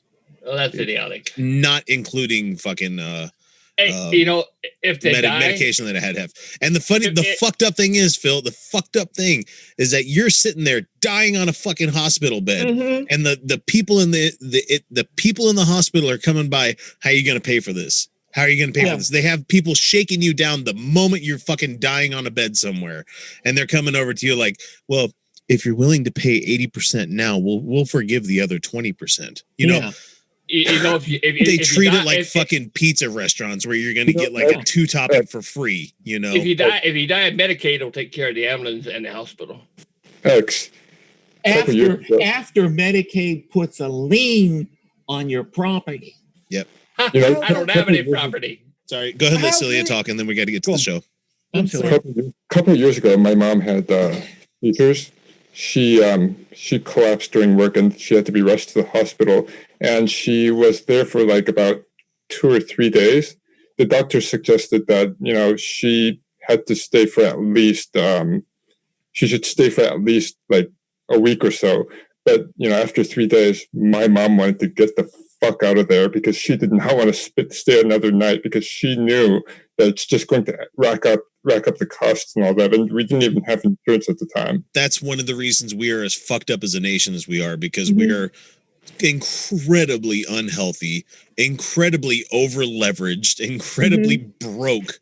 Yeah, for every fucking thing we do, But why do these fascist bastards want it? My parents are fucking clever as fuck, so they were definitely able to, figure out a way to get the hell out of there and avoid all the medical, expenses that could have bankrupted our family.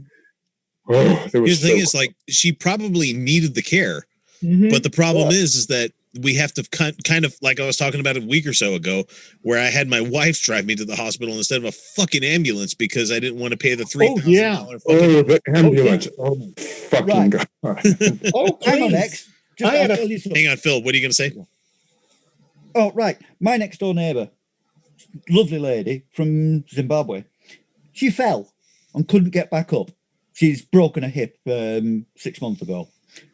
We called an ambulance to come out with 2 physiotherapists. Yeah. They came out, they got her up, they put her in bed. They then got the doctor out. She's fine. She's just shaken up. You're looking at 10 grand minimum right there. Oh, more than that, X. Yeah. Got a kiss on the forehead from the ambulance driver and a hug from the paramedic. And they left. Nope, they charge you $20 for that at least. Yeah, they would charge you for the kiss. Why do these maniacs think you've got the best system in the world when you can't go there unless you're a fucking millionaire? Because Philip, it's because we're brainwashed.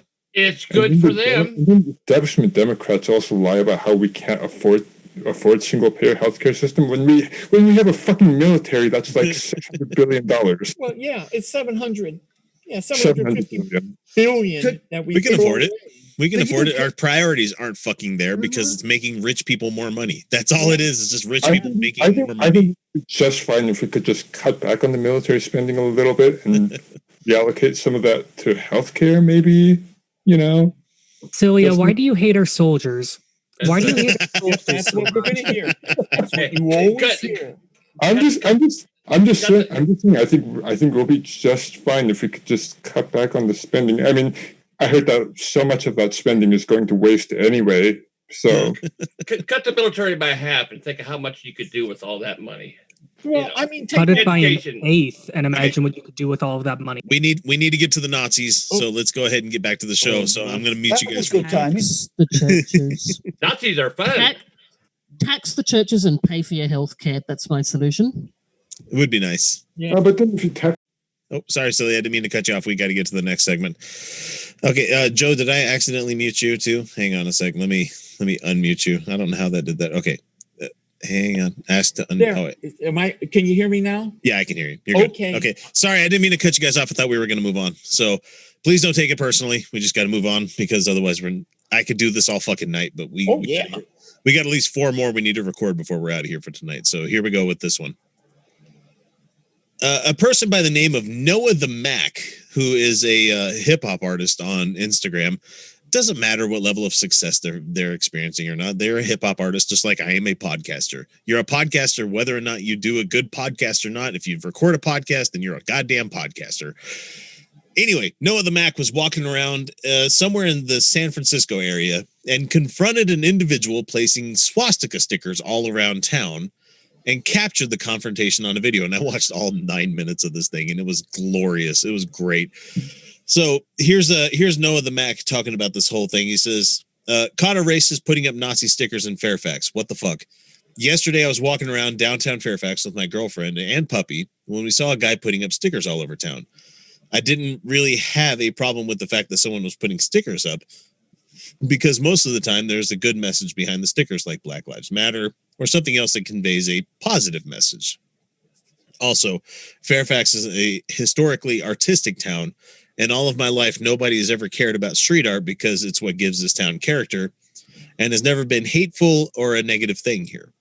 And then he continues, I crossed the street to see what the sticker had on it, and I was pissed the fuck off to see that these were pro-Nazi stickers with swastikas on them reading, quote, "We are everywhere." And the guy had a fucking roll of them when I was watching the video. And then there's these white stickers with the swastika that says, "We are everywhere."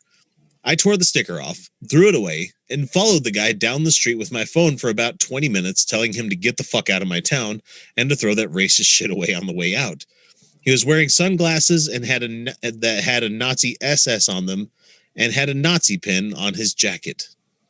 So he harassed this guy up and down the street for like 10 minutes on the video that he put out there where he's like, get the fuck out of here. Hey, this guy's a fucking Nazi, talking to everybody on the street that would listen to him. And the guy's crossing the street and he's like, would you stop filming me? Good God, stop talking, quit messing with me. It's like, these guys are so fucking brave when they have their anonymity.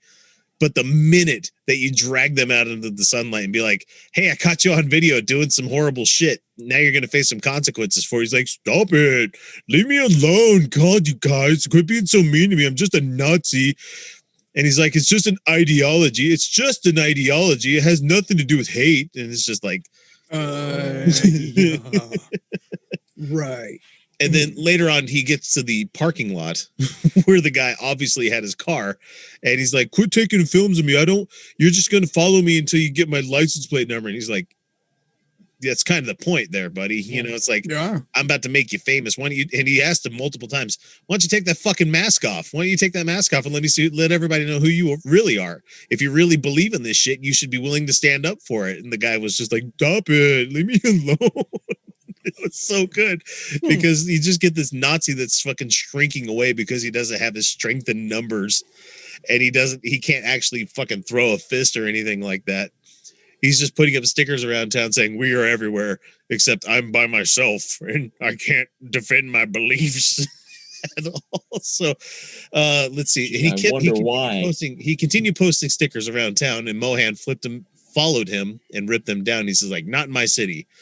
And the man repeatedly asked him to stop recording his actions. It's like, if you stop filming me, I will leave right now. I just want to let you not film me because I don't want to get my family caught up in this. And then Mohan responded. Oh, yeah. He responded like anybody else. Anybody else that would have responded here, this is the best way to do it. Fuck your family, he said. Your family should teach you better. But here's the thing. Like, I have kids. I understand that, like, There's no level of amount of teaching your kid where they're not going to rebel in some point or another, but fucking Nazism? God, that's only the purview of fucking privileged white kids or, edgy fucking turds that think that like the only way they're going to be able to be anybody is by joining a fucking ultra right organization. It's just like, like Candace Owens. Mm-hmm. So he continues, personally, I will not let that shit slide in my town, and I hope you guys feel the same way. Racism is alive and growing in Marion County, and we need to call it out and condemn it at all costs. If we want this to be a safe and peaceful place for all people of skin color, religion, etc., ID this dude if you know him, and you could try to tell me it's just his ideology and beliefs. Let him have his like you have yours. And he says, but this ideology is to, quote, cleanse the white race. And that ideology says that the white race is superior. There is nothing okay about that fucking bullshit, no matter how you explain it to me. I can't believe the cops just let him go without getting charged. Yeah, because the cops showed up. Yeah. And they're like, no, he's not breaking any laws or anything. He's fine. Just let him go on his way. And he didn't even get fucking anything about vandalism or public destruction of public property or anything like that. But the thing is, the cops wouldn't say the same thing about a black graffiti artist spray painting something. Yeah. Even if it was art, even if he was putting up good art. Nope, he's defacing property. But a Nazi gets to go around and put fucking swastikas up saying we are everywhere. And the cops are like, yeah, we are. We are. Yeah. And the guy in the video, he's like, I apologize for how many times I said bruh. Because he's like, bruh, tear that shit down. We don't need that shit in our city, bruh. I was pissed the fuck off and holding back a lot, trying to stay out of trouble, but I will not stand by and let that shit, that kind of shit slide in my city. Be safe, share and repost. And so we're sharing. We're letting everybody know here, Moses, that you're. Yeah, no, this is the appropriate. This is the appropriate response. Yeah. Oh yeah. Like, read between the lines, Nazi. Read between the lines. I honestly wish we had all come to the same consensus most of us had on this show, that if there's Nazis, you punch them. And there's a lot of people like, no, don't punch the Nazis. Like, no, their very existence is a threat. Yes. But, like, look, if you can get the point across without throwing a punch, maybe take that. Unless his name is Richard Spencer, then. Yeah. Oh, yeah. If it's Richard Spencer, always throw the punch. Yeah, and don't stop. I've heard enough from him. I know what he has to say. There's no amount of talking him down from anything he's going to say. Yeah. And it seems like, honestly, and I'm not forgiving this dude, because honestly, he's fucked up. He's got a fucked up brain to thinking that putting we are everywhere fucking stickers, like he's some sort of 4chan shit come to life. It's like, honestly, that's some shit poster level of stuff that you're doing there. Mm-hmm. And I don't know if you're doing this just to be edgy or just to get a her, look what I posted on 4chan today kind of thing going on. But guess what? Ironic Nazism is still fucking Nazism. Yeah, it's still Nazis, man. Just like being an ironic gang, like the Proud Boys. Guess what, buddy? You're still a gang. You know what I call the Proud Boys? I call them the Q Cux Clan. That's what I call the Proud Boys. So yeah, Moses, good job seeing that shit and good job following it down. And I'm glad there are people like you in the world doing this kind of work, because I'm not there in Fairfax to see that. And honestly, I think I don't know. I honestly don't know what I'd do if I was on a college campus somewhere and I saw somebody putting flyers on cars about Nazism and shit. I would definitely make them feel worse about themselves. That's what I would say. But I don't know if I'd get physical about it, but I don't know. I would definitely have some sharp fucking tongue words for them. So yeah, a little bit of tongue fu doesn't hurt when you're dealing with Nazis. Oh, and I could provoke almost anybody into a fight. Ahsoka Tano is not is a Mary Sue. Just nobody? You're not going to fight me on that? No, I'm just kidding. Hello. Okay, No, stop. yeah. I'm just wrong. That doesn't matter. It was just me being funny at the end. Okay, we have this lady who got fired, or she stepped down because she was taking a poop on Zoom. Oh yeah, I heard about that. Okay, here we go. A Hackensack school board member who made national headlines by opposing LGBTQ curriculum has resigned after an embarrassing incident during a Zoom meeting. Frances Kojelja, Kojelja? I don't know. Frances is who I'm going to be calling her as. So didn't realize that she had left her laptop camera on when she took it with her while going to the bathroom during the public comments section of a board meeting this past Monday. Nearly 150 participants, including students, apparently saw Frances relieve herself. So no one immediately said anything when she returned from her trip to the toilet. And a short time later, Vice President Scott James Vickery reportedly told the lady, "You need to go. We're trying to get work done while you're sitting on the toilet." And I thought this was just a joke at the very beginning, but then somebody shared a screenshot of her squatting on the toilet and everything. And I'm like, oh, okay, it's real.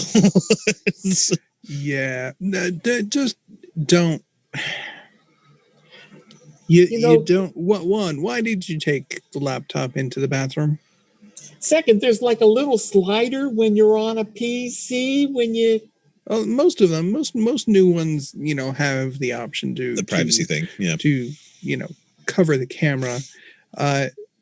3, why did you have it pointed at the toilet? She must have been wanting to watch it while she was doing stuff. It looked like she put it on the floor, or at least a countertop, and it was pointed directly at the toilet, like she's some sort of exhibitionist. Like, yeah, no, it was full frame, full ass, just.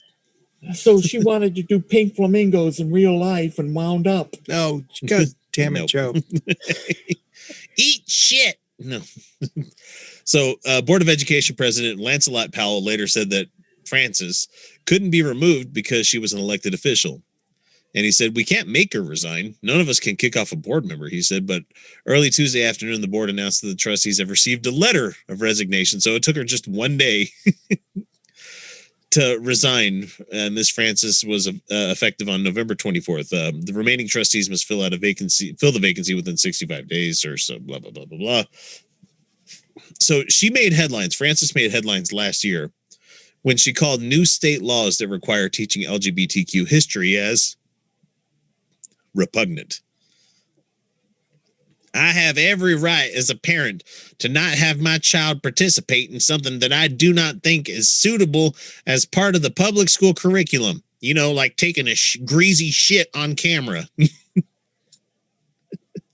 I believe conversations having to do with sexuality should be had at home between parents and their children. And my ass in the toilet seat when I got to sit on it. I didn't even put down one of the paper ass gaskets." Well, you don't use the paper in home, but yeah, I don't even know. I don't even think it was at home. It didn't even look like it. It looked like a public toilet, but I could be wrong. But you could, motherfucker, you could just turn the volume up loud on the laptop and go in the other room and do your stuff. Well, your mic. Whose headphones? Why don't people use headphones? Yes. Hey, it's not hard. I mean, but we've done podcasts for 5 years, so we know camera discipline. We know when to turn audio and video off, and when we don't do it, it's really funny. But like this lady decided not to do it. It doesn't say the length of it nor what it consisted of, and I'm mad because that's the kind of questions I would ask as the reporter. Like, was it a pee or was it a poo? It's just, do you have a bidet? Did she mute her microphone as well? She's leaving grunties while she's doing the fucking business. Just, I mean, why was the host? I mean, as the meeting host, can't you turn somebody's video off? I can, especially if it's over Zoom. Yeah.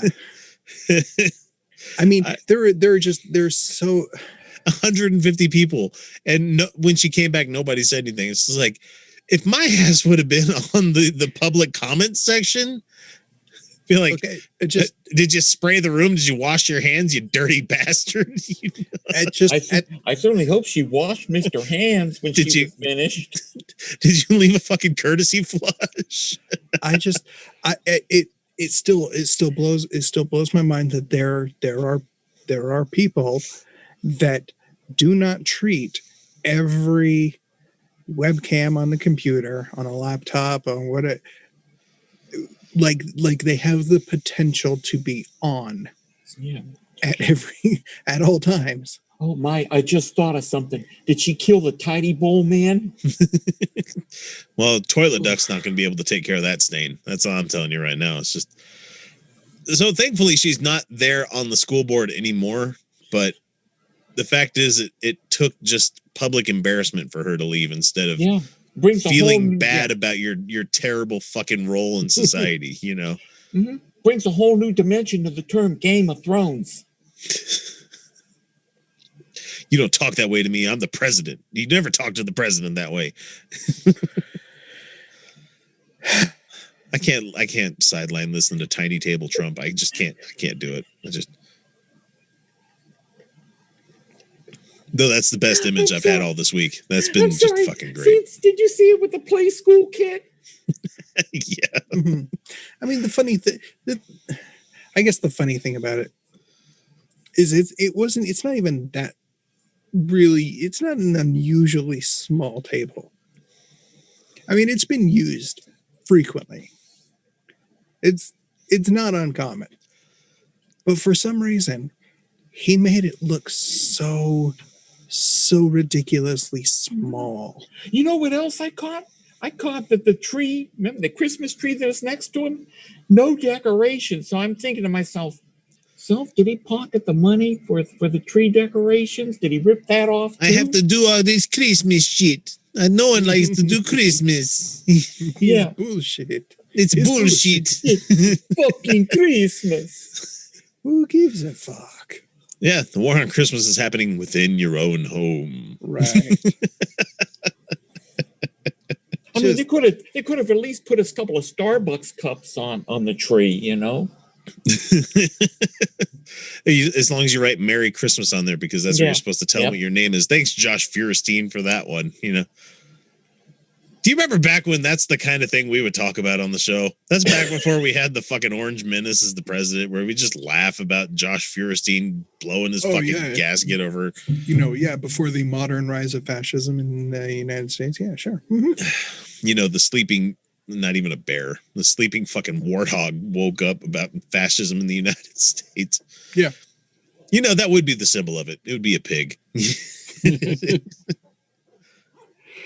Okay. Next one. Sorry, guys. We're just going to move on to the next one. We'll talk in a second. Let's see. Let's talk about voter suppression in Georgia. Let's talk about that real quick. Hey, GOP supporter, if you happen to live in Georgia, you should really show them a lesson by not going out and voting for the senators that are in the special runoff election. I thought they were doing the write-in. Yeah, you should write in President Trump as the senator. Yeah. Right. Protest votes. State. Yeah. Protest votes. Yeah. By all means, do that.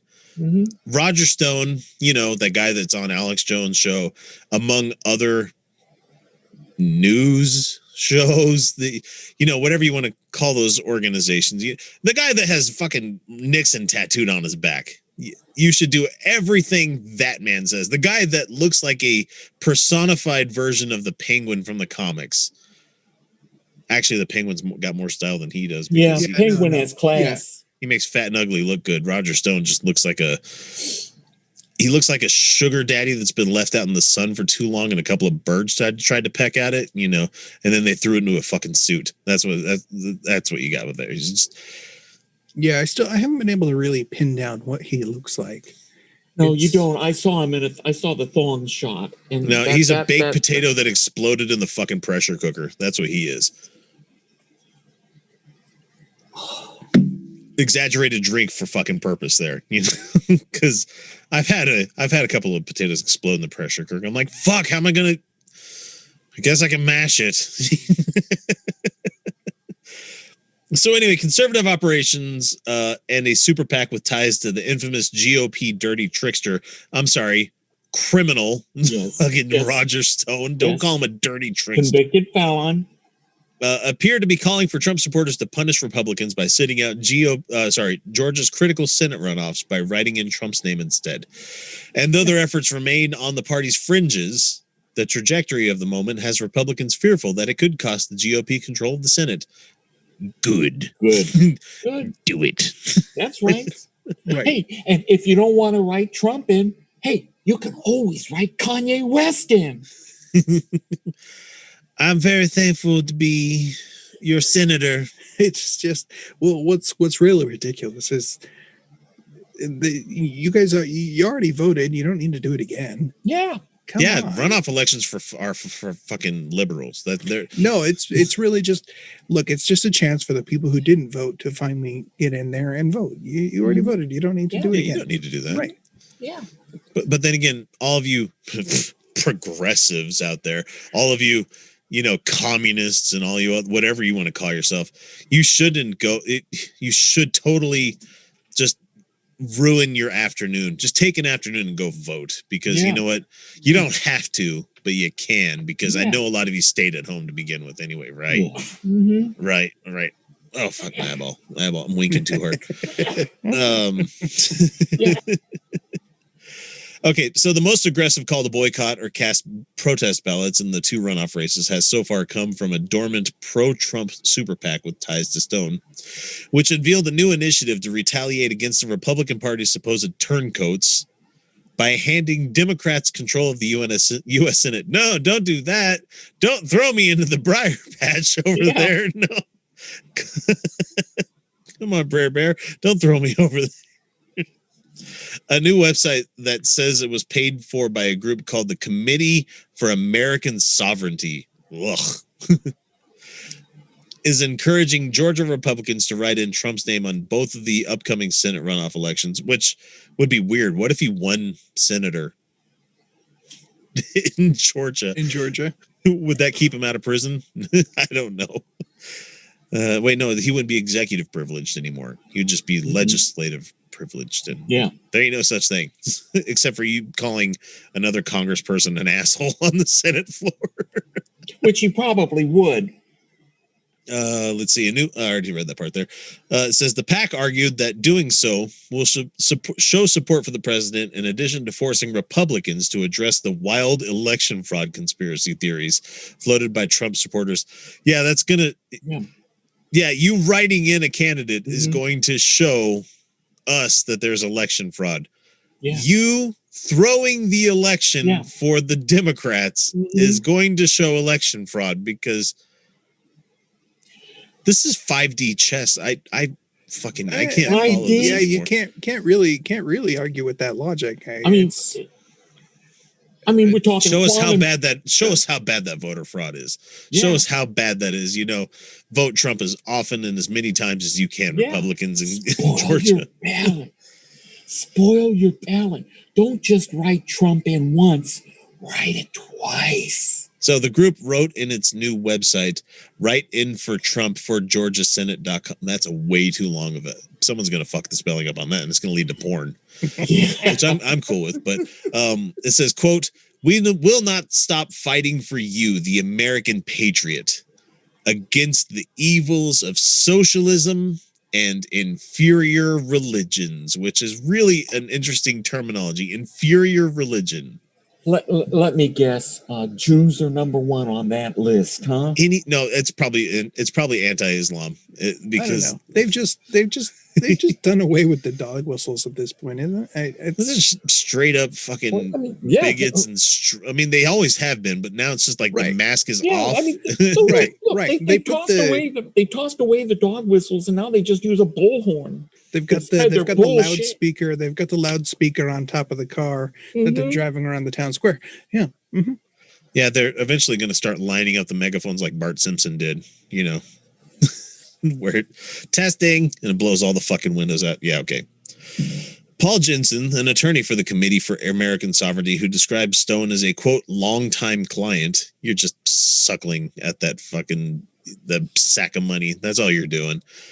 Claimed that his organization did not pay for this website. Well, I mean, I could do the who is for that like in 2 minutes if I really wanted to. It's not that hard, but we don't want to. No, he speculated in a statement emailed to the Daily Beast after the story was published that the website's goal is to elect the Democrat candidate, suggesting that a Democrat-leaning entity, not the Committee for American Sovereignty, is behind it. It's not us that are saying that we don't like this happening and we want you to vote in Trump. That's the Democrats telling you to do that. And we're totally, as Democrats, actually, I'm not a Democrat, but we're totally not, as people that support left-leaning policies here, saying go vote. We're saying stay at home. Just stay home. That's all you need to do. If you want to prove that there's no election fraud, just don't vote. You know, that's the easiest way to show it. Your ballot, if it's never counted, can never be falsified. It can never be something that they give to somebody else. So you know what? Right. If you stay home, the GOP candidate will win. Right. All you got to do is just stay home and pray to Jesus. Right. And just pray. In your superior religion, pray to that religious superior figure that you have. And JC and his Sunshine Band will stuff the ballot box for God's party. Oh man, there's like 10 more paragraphs of this, and it's Daily Beast, so it's always lengthy. You know. Let's see. There's just a whole bunch of stuff here, but like people taking donations to their personal PayPal should spend it on elections, said Green, because Alexander, who's let's see, which person is Alexander here? Let me read up here. It's Ali Alexander, who has organized the Stop the Steal protest, has been taking money sent directly to their PayPal account. If you weren't concerned it's a grift, when you throw your money into the rat hole called PayPal, it's gonzo. You try getting a refund from PayPal. I mean, if you're buying goods and services, there's a little bit of a protection thing there, but when it comes to sending people cash donations or cash it's just gone. You might as well just lit that money on fire. And I'm not saying, you know, the people that listen to us and have done the same thing, you're not getting your return on it, but at least we're doing a podcast here instead of just. Well, and at least you know where it's going. Yeah, exactly. So the people taking donations to their personal PayPal should spend it on elections, they said. Other Republicans have rushed to make sure Trump voters stay angry at the GOP, still show up to vote in runoffs. Donald Trump Jr. tweeted on Monday for Trump supporters to buck all calls from conservative activists to sit out the vote. That is nonsense, he said. All caps on nonsense. And then he tweeted, ignore those people. And then just completely discarded all the optics of giving a shit about all of the voters out there and just went and rode on Air Force One with the president, or Air Force Two, or Marine One, whatever the fuck the helicopter's called, over to the golf course over there. Cool. Yeah, I'm totally all right having a king and a prince of America that just get to use taxpayer-funded whatever to use all of the shit that we pay for themselves. It's amazing. Every cabinet member that Biden's brought up, every person that's going to be serving in the Biden administration hasn't been anybody from the Biden family. Yeah. And Americans right now are like shocked about this. But that's we have been abused so much the last 4 years that normalcy seems alien to us. Yeah, but it's still not going to stop Lindsey Graham from dragging Hunter Biden before the Judiciary Committee. He's already said he's going to do that. Cool. Okay, we get a majority. Well, we get the 50-50, and he's not going to be able to fucking bring that up. So GOP, stay at home. Yes. Your vote will count more if you just stay at home. That's what I'm trying to say. So they can't steal the election if you're not participating in it. That's right. So that's right. And by the way, you guys fucking lost. You lost. I don't know, Joe. With you whispering, I don't know if the sound gate will ever let that through. So it's just going to be loser. Okay, we'll let people talk for a minute. Then we gotta do two more, and then we're done for the night. So, I need to do the one with the monolith for sure. Hey, it's gone. Yeah, I know.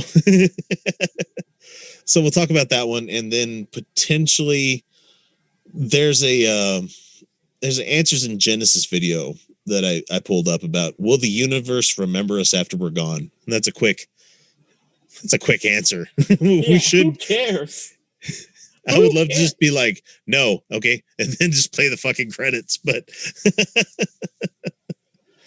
Oh man, I was afraid I got Kyle upset there for a second when I did the Pink Flamingos link. no. He likes John Waters movies as much as I do. Yeah. There's a drinking establishment in Lancaster that's very progressive, you know, LGBTQ, that sort of stuff. And just before last Christmas, I was down there to serve a really good pint. But we'd gone in, and this guy came in, and there's one, he puts, you know, oh God, how to explain this? You know, you get some queens who really put it on, you know, homosexuals that really put on the queen act.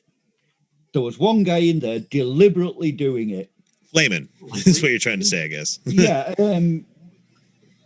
This guy came in and he's seething and seething and seething about it. And then eventually he couldn't take it anymore. So he pops out and he's fuming. He's threatening to hit this guy. Then he turned back into himself. The guy's a dancer, professional dancer. Do you know how strong them people are? Quite. Oh, yes. Oh, whoa. He grabbed it. He was a Nazi. He grabbed him and threw him at the bar. Well, the dancer spun round, put his hands on the bar, corrected himself, and I don't know how he did it, but as he spun round, his right leg came up and caught him flat sole on his ear. He'd been spinning one way, bounced him up, clocked him on the lug. This guy ran out, got to the door, and literally, I'm going to get my gang. Wait, can't handle shit on your own? No, Nazis. I've yet to see one that can. You get them in a crowd and you're on your own, they'll kick the living daylights out of you. But you get one-on-one, and they don't like it so much. They and shrink. They're not that brave. No, they're not that brave. Nope. You know, I'm not a fighting person. I think it's a poor Nor am way. I. It's a poor way to solve an argument. I don't think I have ever started a fight. Let me beat the right ideas into you. Of course. But I've finished quite a few. Yeah. If, you know, when they're in your face and they start screaming at you, they're working themselves up to hitting you. And if I'm in a boozer, I'll just walk out and let them follow me and then hit them once. And they don't like it up them, you know. Dad's army joke, never mind. No, I was watching, you know, that I believe that there's a good chance of you getting a knife pulled on you in most of those kind of fights. And the best advice I've ever seen from somebody about, you know, knife fights is just not to get in one. Yeah, definitely. There was a special forces guy. He's like, all right, I'm going to show you guys today how to defend yourself against a knife fight. Okay, Sergeant, you're going to pretend to be the attacker here. Here's your knife. And like the camera was on the guy getting ready to fight. He had the knife upside down the way you're supposed to knife fight with it. And he's like, okay, are you ready? He's like, yeah, I'm ready. And the other special forces guy is just booking it as fast as he fucking can away from the guy with the knife. Because that is the... Whereas all I can think of is Monty Python's, today we are going to show you how to defend yourself against the man attacking you. We made banana. We've done banana. We've done fruit. We've done raspberries and plums. And yep. First, shoot the man with the banana. And then eat the banana, thus disarming him. And that's why I always carry around a 10-ton weight in order to drop yeah, on he people drops who the attack fucking- me with bananas. Oh man. Okay, we have let's see, what did I say the next one was? Not the The Trump. monolith. Oh, the monolith, that's right. Boom,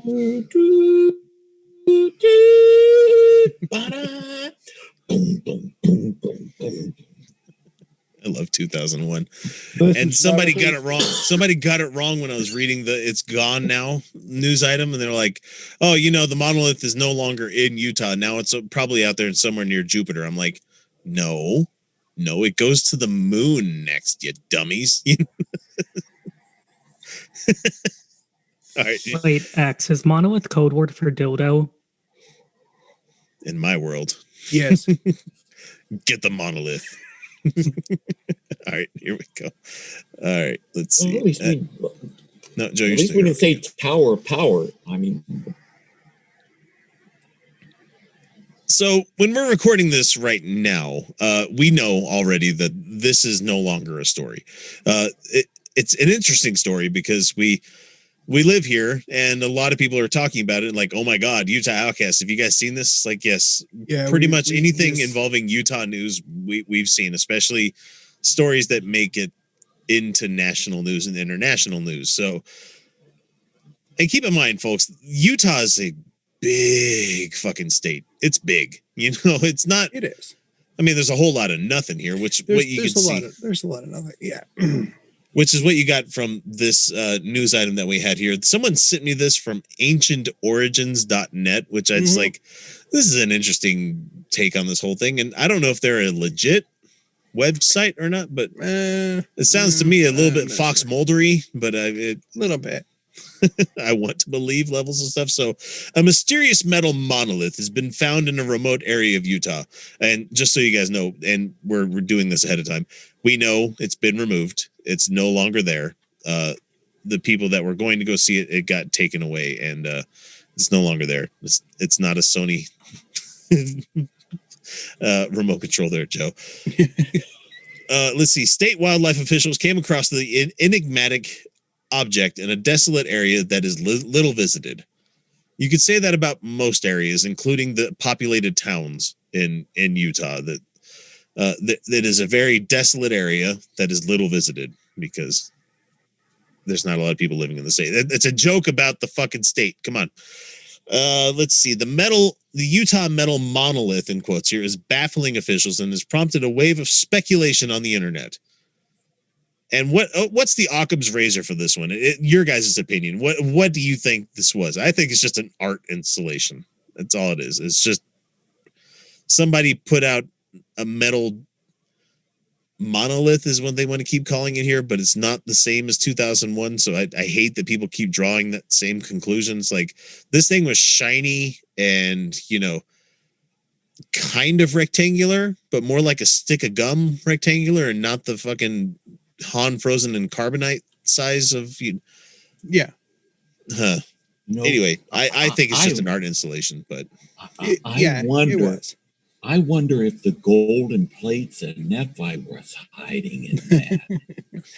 The weird part there's a lot of things that were kind of weird about is nobody knows exactly how long it's been there. Yeah, which is probably the artist's way of laughing from beyond they think it might have been this one artist that's passed away already, which would be funny because it'd be the greatest laugh is be like, haha, they never found my giant metal phallus out there in the middle of the desert. It's like there's an art installation in Africa in a desert somewhere where it's playing Toto's Africa. It's got like weatherproof speakers, weatherproof, playing device. And so out there in the desert somewhere, there is a literal 24 hours a day playing fucking Africa by Toto. And he's not going to tell anybody where it is because he doesn't want people to vandalize it. It's probably the same thing with this thing. I bet you this guy put this up, probably came to visit it a couple of times and looked at it because it looked like he scoped out a good area for this to be in because it looks a lot like the cave that you had from 2001 where the ape men were doing their thing in front of it. But it is a structure about 10 to 12 feet tall, which is, if you're not using freedom units, that is 3.3 to 3.7 meters tall. So yeah. And the next headline for this article says the metal monolith is identical in air quotes there to 2001: A Space Odyssey scene.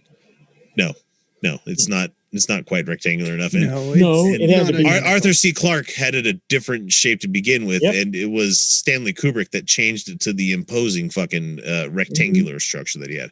And if you look at how it was put together, it was supposed to represent like golden ratios kind of thing, where it's like 4, 5, 6, or no, is it like 3, 4, 5 or something like that, where you had like 3 feet wide, 5 feet tall, and like 2 thick or something like that. It was some.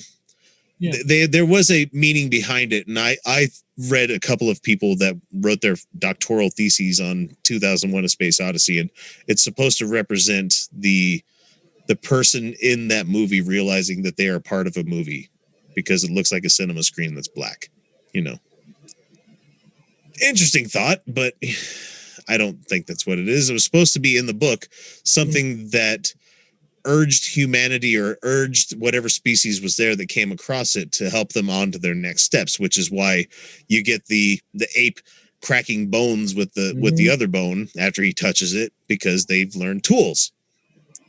And then he throws the bone in the air and it becomes a space station, and they find the next one on the moon. So we've progressed to the point where it's stumbling blocks for societies to join from one area to the next area, and that's when it goes from there to Jupiter.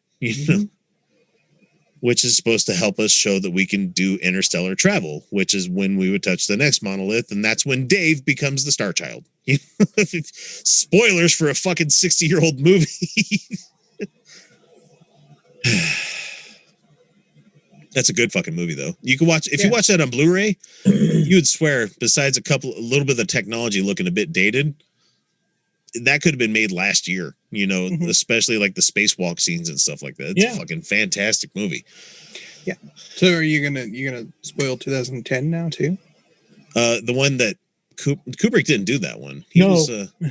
Peter Hyams did it. That was the one where it was the Russians versus the Americans, and they were at the brink of war, and they went out to go retrieve Hal and the.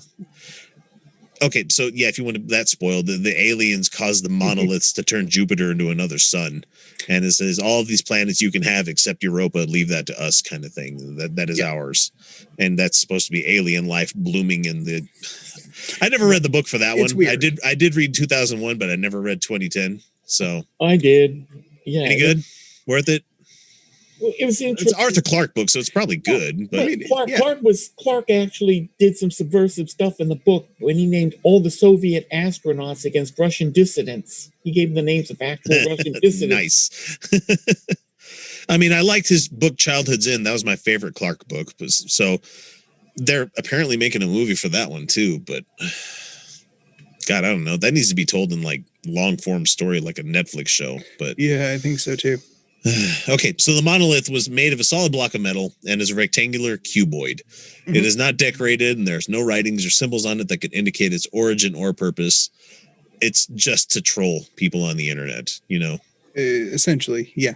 We had a story this week about a Nazi troll leaving stickers around. That's not the way to do it. If you want esoteric Nazism, you put a fucking metal block in the desert somewhere.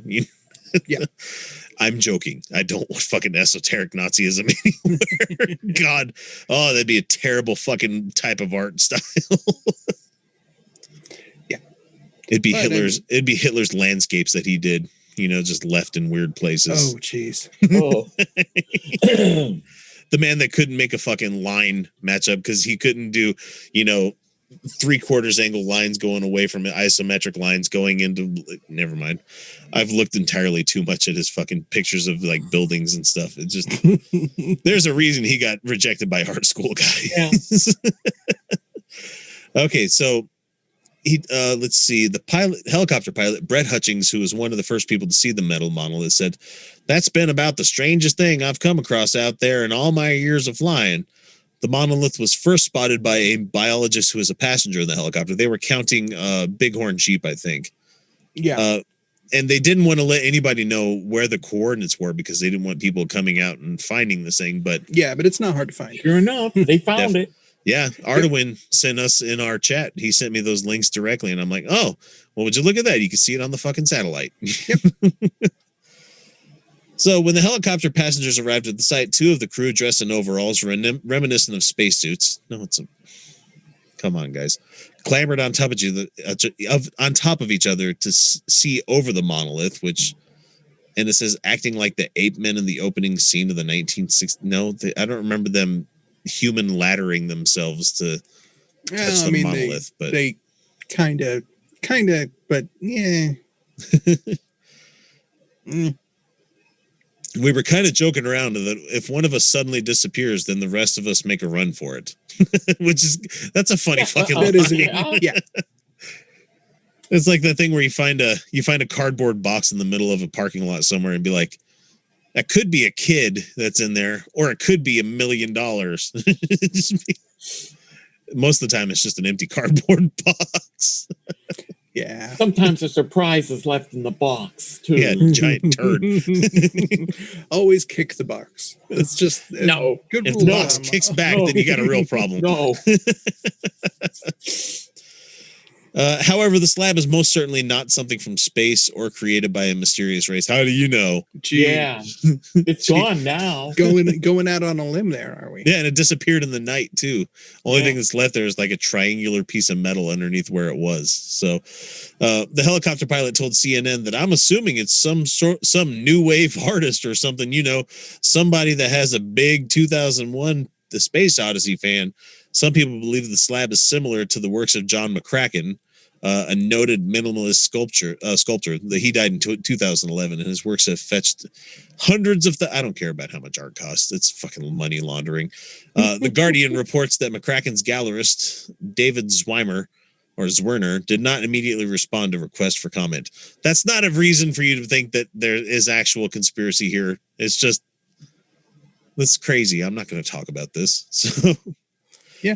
And no. It's just, it literally could have been dropped there by anyone. And it says, given that this is 2020, says the Highway Patrol, when nothing has gone right for such a long time, many would prefer that the structure is simply left alone just in case. So now we're worried about mysterious blocks of metal in the desert because it's 2020. Jesus, we're in a bad fucking place, man. I mean, he's got a point. He's got a point. There's really, look, it's probably nothing, but really, is it worth the risk at this point? Somebody from a site called Global News reports that one user posted that if I were y'all, I'd wait until at least 2021, maybe 2022 for good measure before touching it. Like the distance chronologically is going to do much. Many have posted online that they love the piece as a work of art, but even they remain cautious. God, what is wrong with people? It's a hunk of metal. We are conditioned so much. Like everybody right now has like PTSD from this year. oh, please.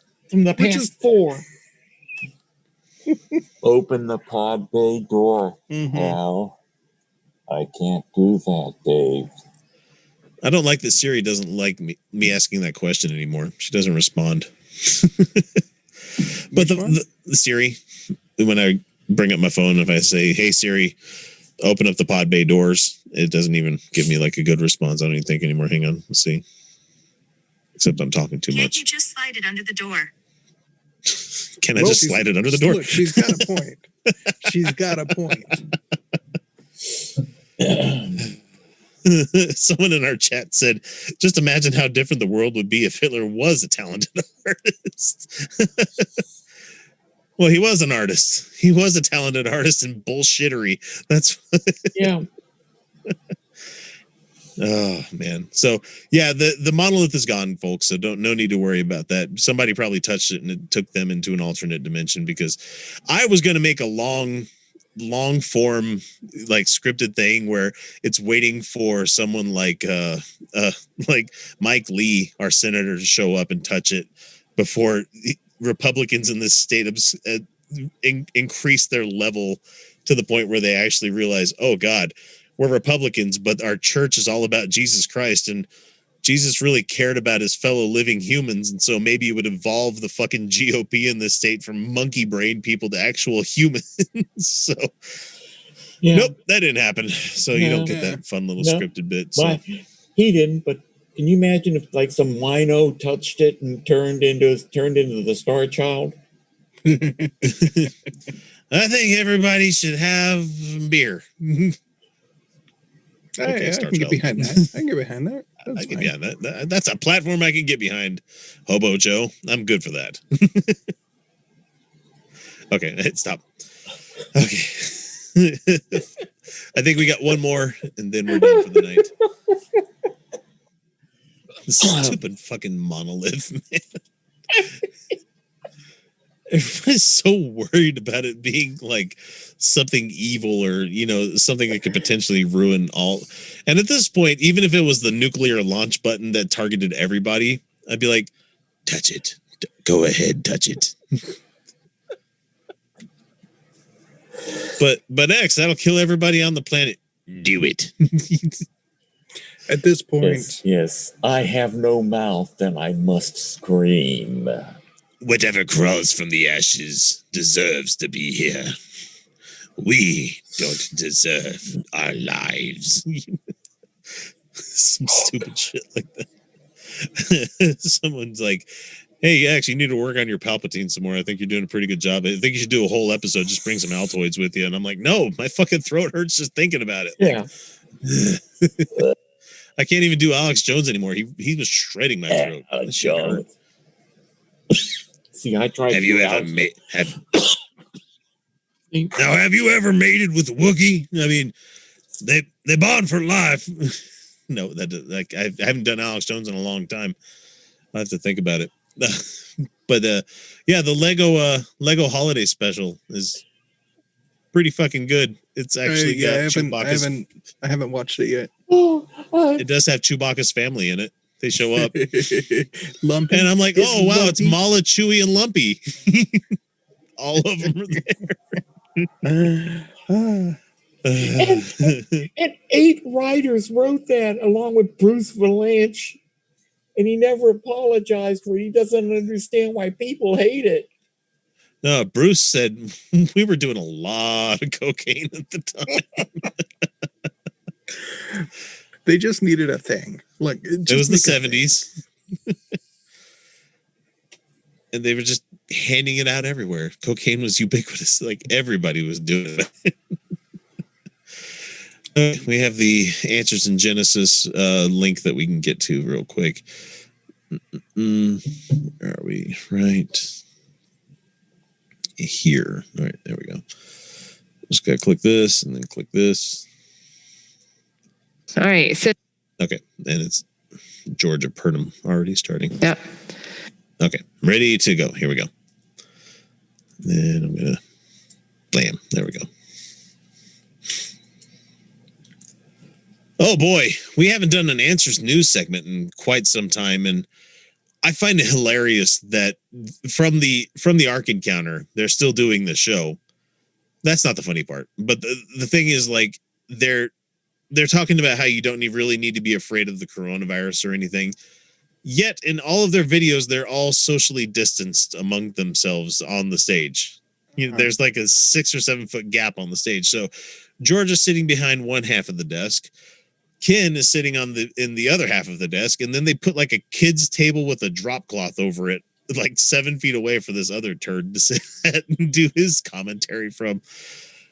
And it's funny to me because there's no audience there. So like you don't have to be. I actually probably should be careful here because like they don't have to be within arm's reach of each other to do the show. They could do this from Zoom. You know, that's something that you could do. The thing is, I get it because it's a different dynamic being together when you're doing the show. But at the same time, it's like if you're really that concerned about getting somebody sick, just don't be around them. You know, but yeah. I mean, it really shouldn't be a concern. They don't have a dynamic anyway. Yeah, no, I mean, there's no chemistry. It's a socially They're just a socially distanced Fox and Friends. Okay, so we're going to let these guys talk, and the subject is going to be brought up by Georgia here in a sec. All right. Will the universe remember us after we're gone? No, thanks for watching, everybody. No. Are you kidding? What the fuck does that even mean? Well, it means nothing. The universe doesn't have a consciousness, so there's that, and unless we become a species that can seed other planets and escape our own heliosphere of our solar system, then we're not going anywhere, man. Like it's like the sun's eventually going to pop, and it's going to get dark and cold. Yeah. I mean, I guess it could be a metaphorical question. But we should probably let them say what it is. Yeah. No. It's more fun. It's more fun to speculate. More fun to speculate and straw man.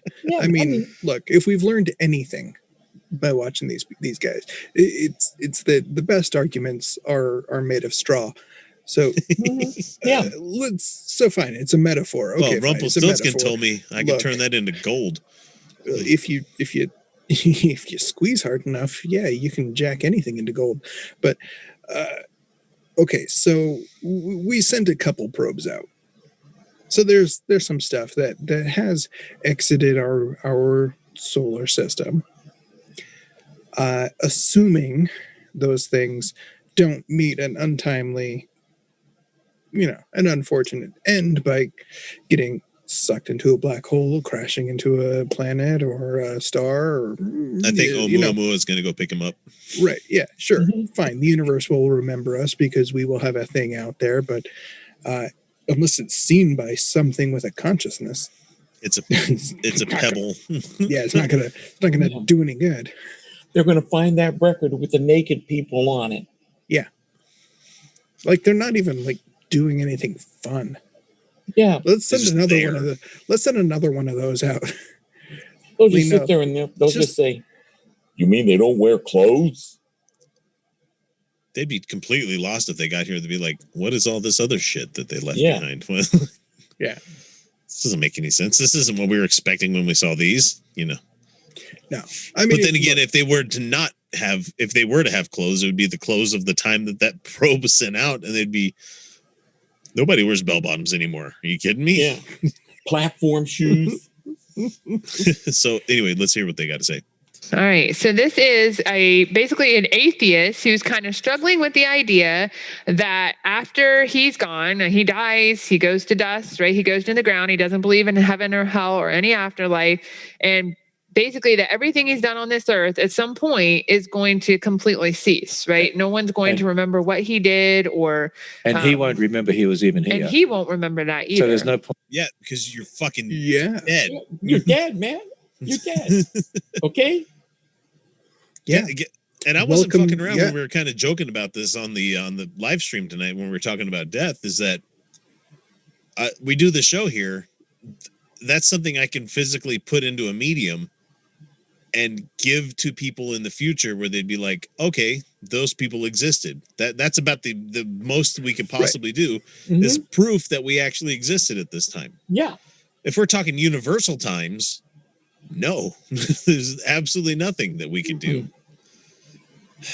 Point at him writing the article. Well, I would agree with you. But he loves to journal, Ken. It gives him meaning, and he writes down all these things. But it's all meaningless because in the end he won't remember it. But it gives him meaning, Ken. Yeah, but other people can read that fucking journal. What is wrong with you people? Yeah. While you wouldn't have the Gospels if somebody didn't write that shit down. Oh wait, nobody wrote that down. But while he exists, while we exist, it does have a meaning. Are you meaning to tell me that Ken Ham doesn't journal? That's. Oh, he is. That's one thing that I think that the people of the LDS Church teach their people the right thing is that keep a living history of what you're living at the time. Yeah, not so much the truth in Christ and all that other shit, but at the same time, just be like, jot down on a piece of paper what the date is, what happened today for you, what it meant to you. And I try teaching my kids this because it's one of those things where it's like, Don't you want, you've read Anne Frank, don't you want somebody in the future to find your writing somewhere and read the personal life and account that you existed, that you were somebody and you were here, you know? Yeah. So, but there's one big mistake. There's one big mistake there. Okay.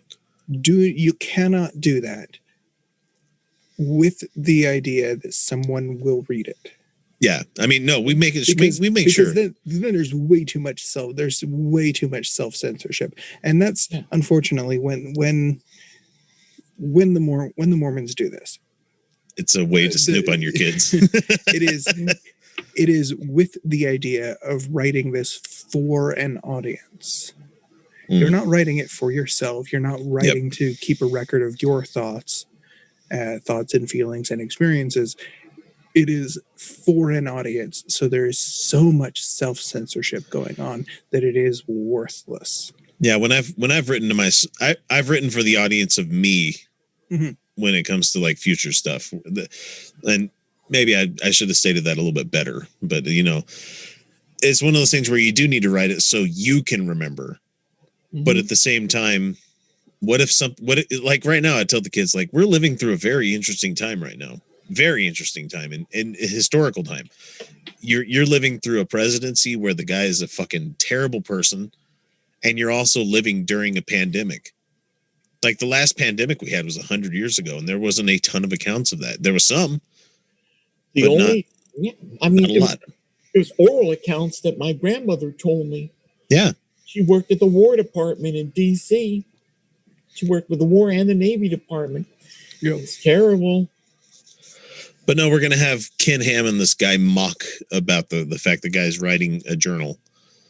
Great. The good job, bully Christians, once again. Good job.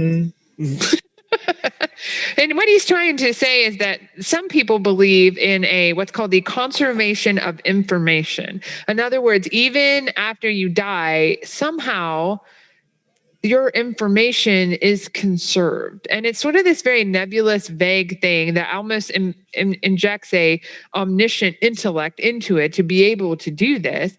And so it's very strange. Like when I read it's based on theoretical physics and those types of things. Quantum. No, it's called ones and zeros inside my computer.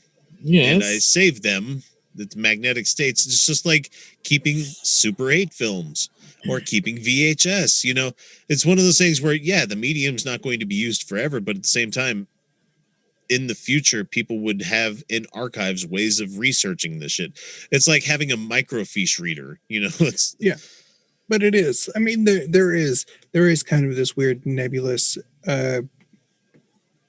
idea that kind of bridges these philosophical and these quantum physics gaps, where there is this hypothesis that once information in any form comes into existence, when you think of something, that information exists in this universe amongst others, will always exist in this universe. It's fucking weird. It's kind of like how scientific theories can be, I shouldn't say theories, scientific hypotheses can be made up at the same time by two different researchers in completely different areas of the world. Yeah. Right. Yeah. It is one of these like really I'm sorry, that just points to us living in a simulation further for me, but right. It's just really weird, the idea that, look, if nobody ever thinks of anything, like if there's an idea that nobody ever thinks, it'll never come into an existence and nobody will ever think of it until they do, in which case that idea exists and can be stumbled upon by somebody else. It'll never die. Oh God, my eyes have gone cross-eyed now. Yeah, it's a ridiculous thing. Yeah, it's just deep philosophical. Yeah. It's wanking is what it is. It is. Well, that's all philosophy is. Yeah. I'm gonna call Aaron Rabinowitz and be like, he's just saying philosophy's wanking, and he'd be like, well, it kind of is. Yeah. It's just brain masturbation. That's all. Brain wanking. Zeno's paradox, Parmenides. Yep. Where's my fucking soundboard? I'm not quick enough on the draw to play my classic one when we start talking about this one, where it's the here we go. I don't care. He does not care. I don't care. We haven't had Kevin Meaney on in a long time. Okay, so back to these assholes. Hang on. Mechanics and trying to understand the interactions of all of these things. And it brings into mind the multiverse theory, that there are many universes out there that reflect different realities and different truths. And so there's a debate between these atheistic scientists whether information can exist forever or not. And the idea that it came from a consciousness is very intriguing as well. One of the comments he makes here, he says, no wonder so many of us, even in this age of scientific materialism, still believe in God, because they're looking at the amazing design that is apparent in the creation, like we see in Romans 1. And so. Wait, wasn't that the person saying that we believe in God still, even though in the face of this stuff? And they called him an atheistic scientist. It's like, and he started talking about multiple universes. They did. Multiple dimensions. And I just look, there is no debate. Like, this is not something that's actually debated. I mean, okay. There probably has been a debate or two about this, but it basically ends as soon as they go, yeah, it's an idea. I had a thought. That's interesting. Okay. I mean, the best evidence I see towards us living in a bubble multiverse is the fact that you have bumps in the cosmic background radiation where it's like, there's a giant cold spot there. Yeah. I'm just going to let that one float out there. You guys need to Google that yourself. If are they like a two-dimensional creature? How would we relate to a three-dimensional creature? Or how about a four-dimensional creature? Yeah, we would look fucking weird. Yeah, I mean...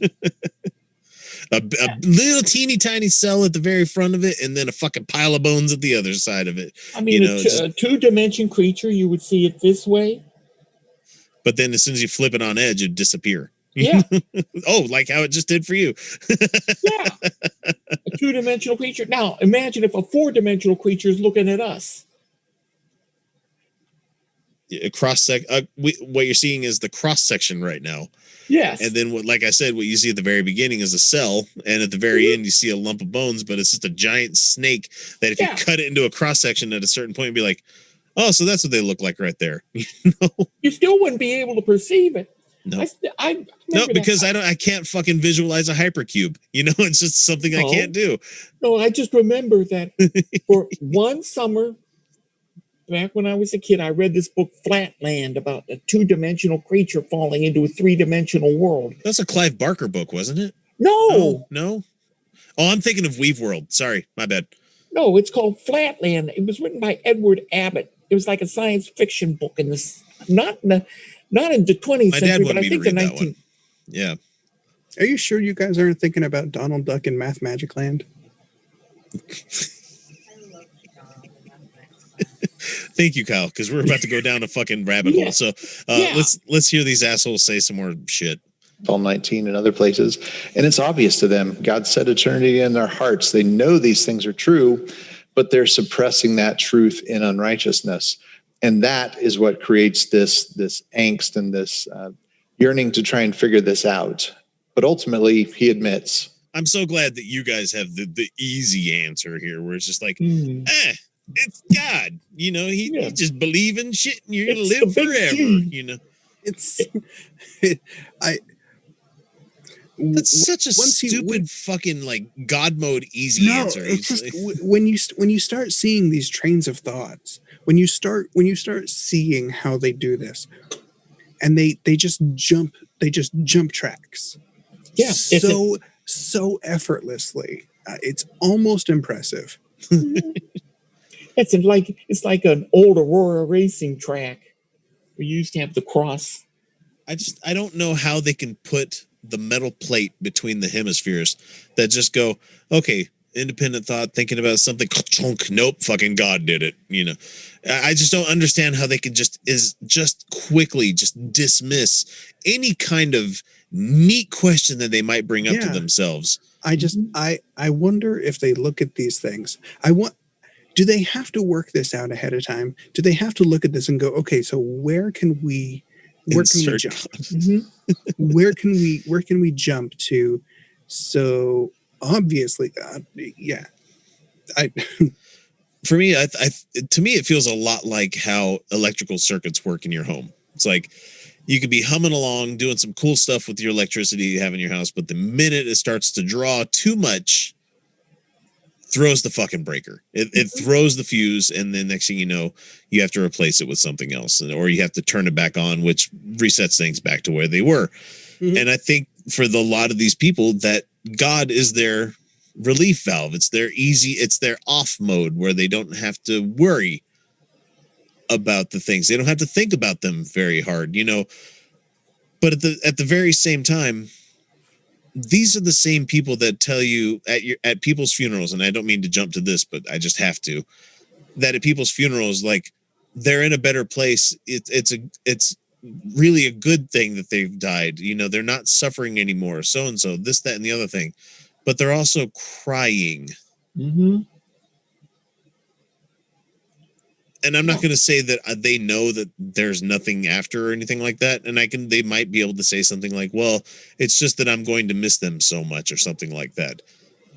But you then have Pentecostal churches where they praise and they don't cry. They keep praising and cheering because the person went up to see the Big G.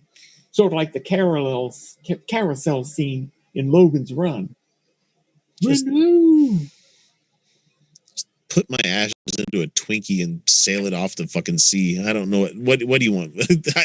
I can't believe that these people are just so easily dismissing interesting philosophical ideas and stuff. And I jokingly played Kevin Meaney with I Don't Care. You know, I think it's fun to look at, but it's boring as shit to listen to a lot of the time.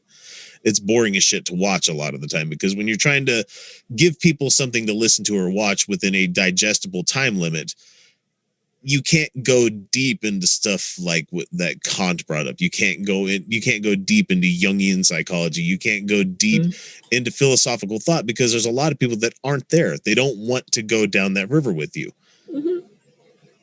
But at least for a lot of people, they're willing to sit there and entertain the idea. They're sitting there. They're willing to listen to somebody else's idea about stuff. That's how I've learned a lot of cool shit growing up, is I've listened to people. I've read books, you know.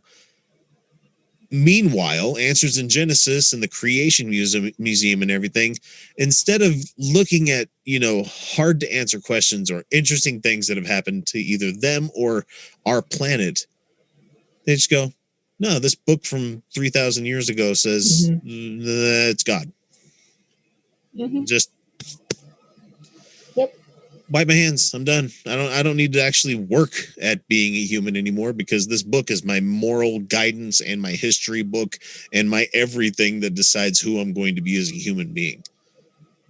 And I just think to myself, how fucking sad and boring is that? You know? At least the Mormons have more than one book. I'm kidding. It's terrible. And I would let them talk some more, but I'm so tired of. Well, they're not going to say anything. No, because they've already played their trump card. Right. They've already they've already jumped to the track, and now we know where it's going. So it's like anybody that's still willing to have a conversation with Banana Man Ray Comfort anymore. It's like I don't like commenting on a lot of his videos or talking about the stuff anymore, because it's always the same sleight of hand trick. It's always the same, you know, let me get them on the path to talk about this kind of programming that I have. And it's just like, to some other people that might be interesting to see this happen week after week kind of thing, but I don't have the interest in following these assholes down the same rabbit holes of reasoning and apologetics that they have. It's like there's not been a new good apologetic question thrown at us, you know. It's all a grift. Yep. You let them go long enough, they're going to ask for money. Yeah.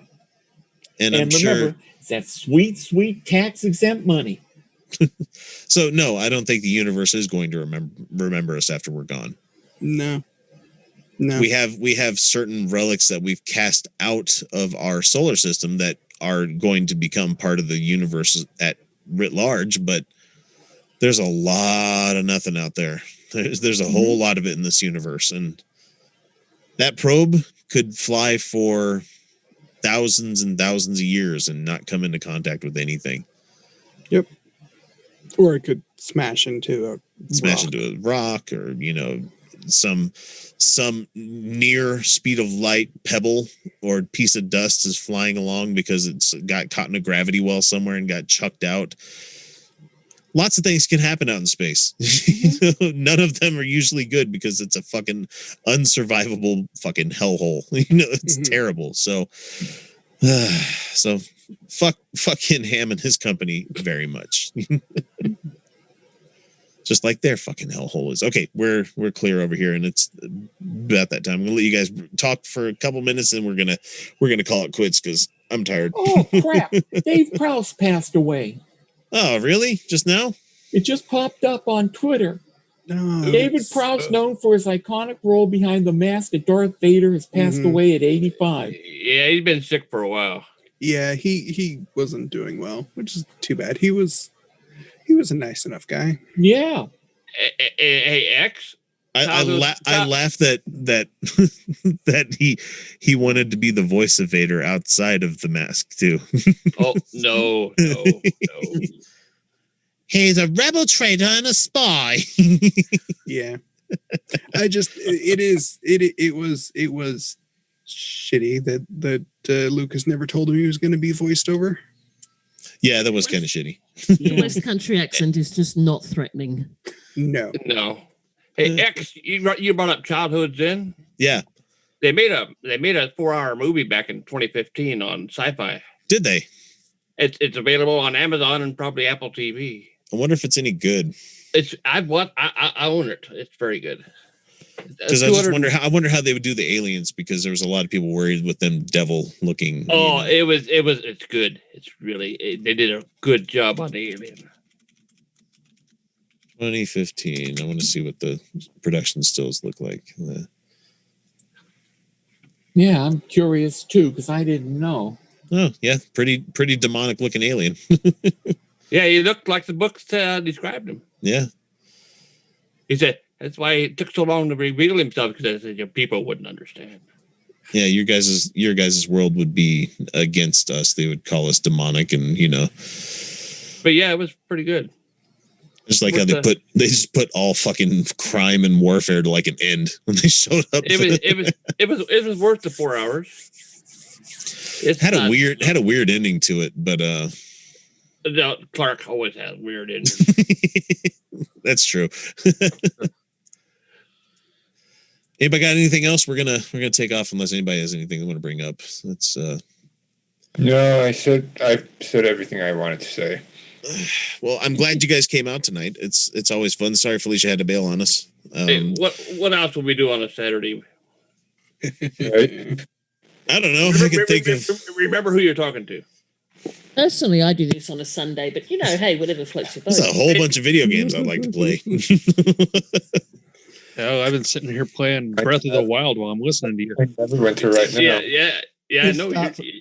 Sometimes you just background noise. This starts at 4:00 Sunday morning for me. It's now 8:30 Sunday morning. Jesus Christ! Time for breakfast. I've been eating all the time. That's the way to do it. Bacon and egg banjos. You can't beat it. You go for pee breaks. I fry up some bacon and egg banjos. Oh, I miss proper English bacon. Is that bacon? That's bacon with the shoulder meat still attached, right? Yes. Okay. And not plumped up with water to make you buy water weight instead of meat weight, and which turns into yogurt on when you fry it. Yeah. It's horrible, but no, I get mine from a local artisanal. Yeah, you got to go to the local butcher to get the good stuff. The pigs live in the farm at the bottom of the lane, every Tuesday they're brought up to the back of the butchers where they're slaughtered. They get hung in the butchers for 15 days. Then they go and they get carved up and salted, and he does his magic. And then he slices up the bacon. And I go around and I say, I want them on number 4, which is about 4 millimeters thick. And I get 10 rashers. It's a good slab. That's a big, thick piece of bacon. Yeah, if you're gonna, and then on a Lancashire oven bottom, which is, you might call it a bun, but it's about 7 inch across. So you get like 3 or 4 rashers of bacon on there, 2 eggs, and like fry them up. We're meat loving savages. I'm not a savage. How dare you? I cook my food. I cook it. I don't eat it. There was a guy I used to get bacon from when I lived in Cardiff, who would do specialty small goods for restaurants, but because he was a friend, he would sell to me. And he did one. It's not really bacon because he brine cured it, but he did it in a base of apple cider first. Oh, proper scrumpy cider. Oh, God. Before he smoked the bacon, and oh my God, it was so good. Oh, scrumpy. There was a guy I worked with at a warehouse nearby here where I was doing assembly work, and the guy moved here from Russia, and his name was Nikolai. And one day at lunch, we see him trying to eat a sandwich, and we're like, Nikolai, what do you got there? He's like, it's meat, but it's too chewy. And we look, and he's got raw bacon on his sandwich, and we're like, man, you gotta heat that up. He's like, no, it's good. And I'm like, you probably should heat it up because you don't know how clean the place was that processed that, And he kept trying to chew his fucking stringy bacon the entire time, and I'm like, dude, that's terrible. I'm like, what did you used to do for a living? I was PhD candidate. And now you're in America assembling fucking personal tables and chairs and shit at Lifetime. Yes, it's good job. And I'm like, fuck.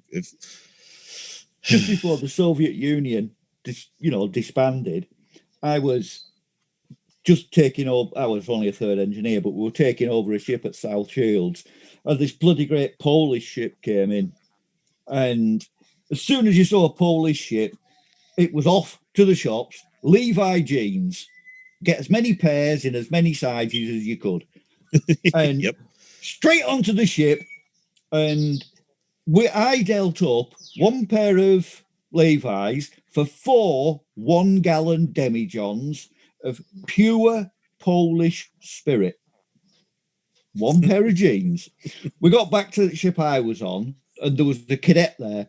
Have you ever drunk Polish spirits? No.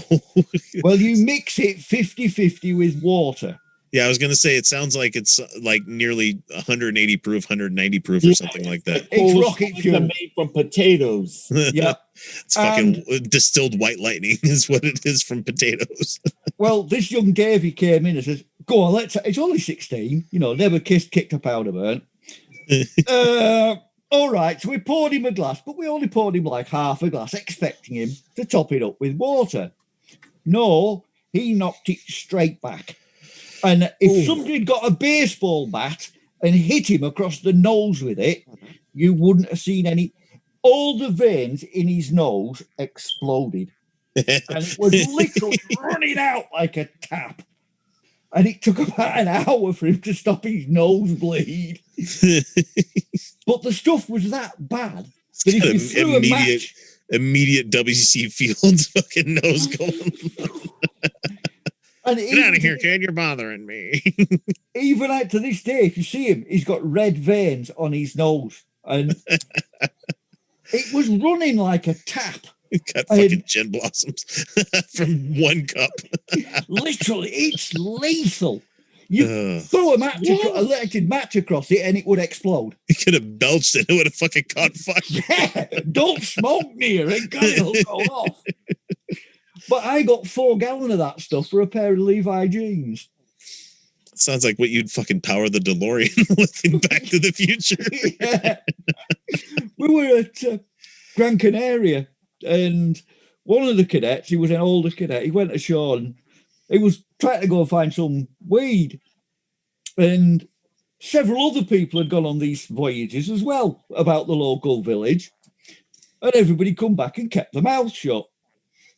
Then we were all in the officers' mess, eating, and the skipper lifted the nobody used the butter dish. It was never used. We always had it on a side plate. He lifted the butter dish, and there's a block of ganj about the size of a half pound of butter there. Jesus Christ. He then opened one of the cupboards, and there's 2 bread wrappers full of bush in the cupboards. There was more weed on that ship than there was in a bloody weed farm. Nobody said a word. No, I'm looking at this. Potato vodkas is like 180 proof. Yeah, it's lethal. That's like drinking fucking Everclear here in the States. 90%. And 90% plus, it's rocket fuel. Elon Musk just needs to go to Gdansk. He wouldn't need that whacking great big fuel tank, just a couple of gallons of that stuff. That'll put him on the moon. Yeah, he'd be in good company with Stefan Molyneux over there. Whoa. Vodka is created from grains such as barley, wheat, rye, potatoes, or corn. Yeah, my favorite vodka is Grey Goose, and that's a wheat vodka. So Baker explains that the federal classification for vodka is a clear spirit distilled to 190 proof.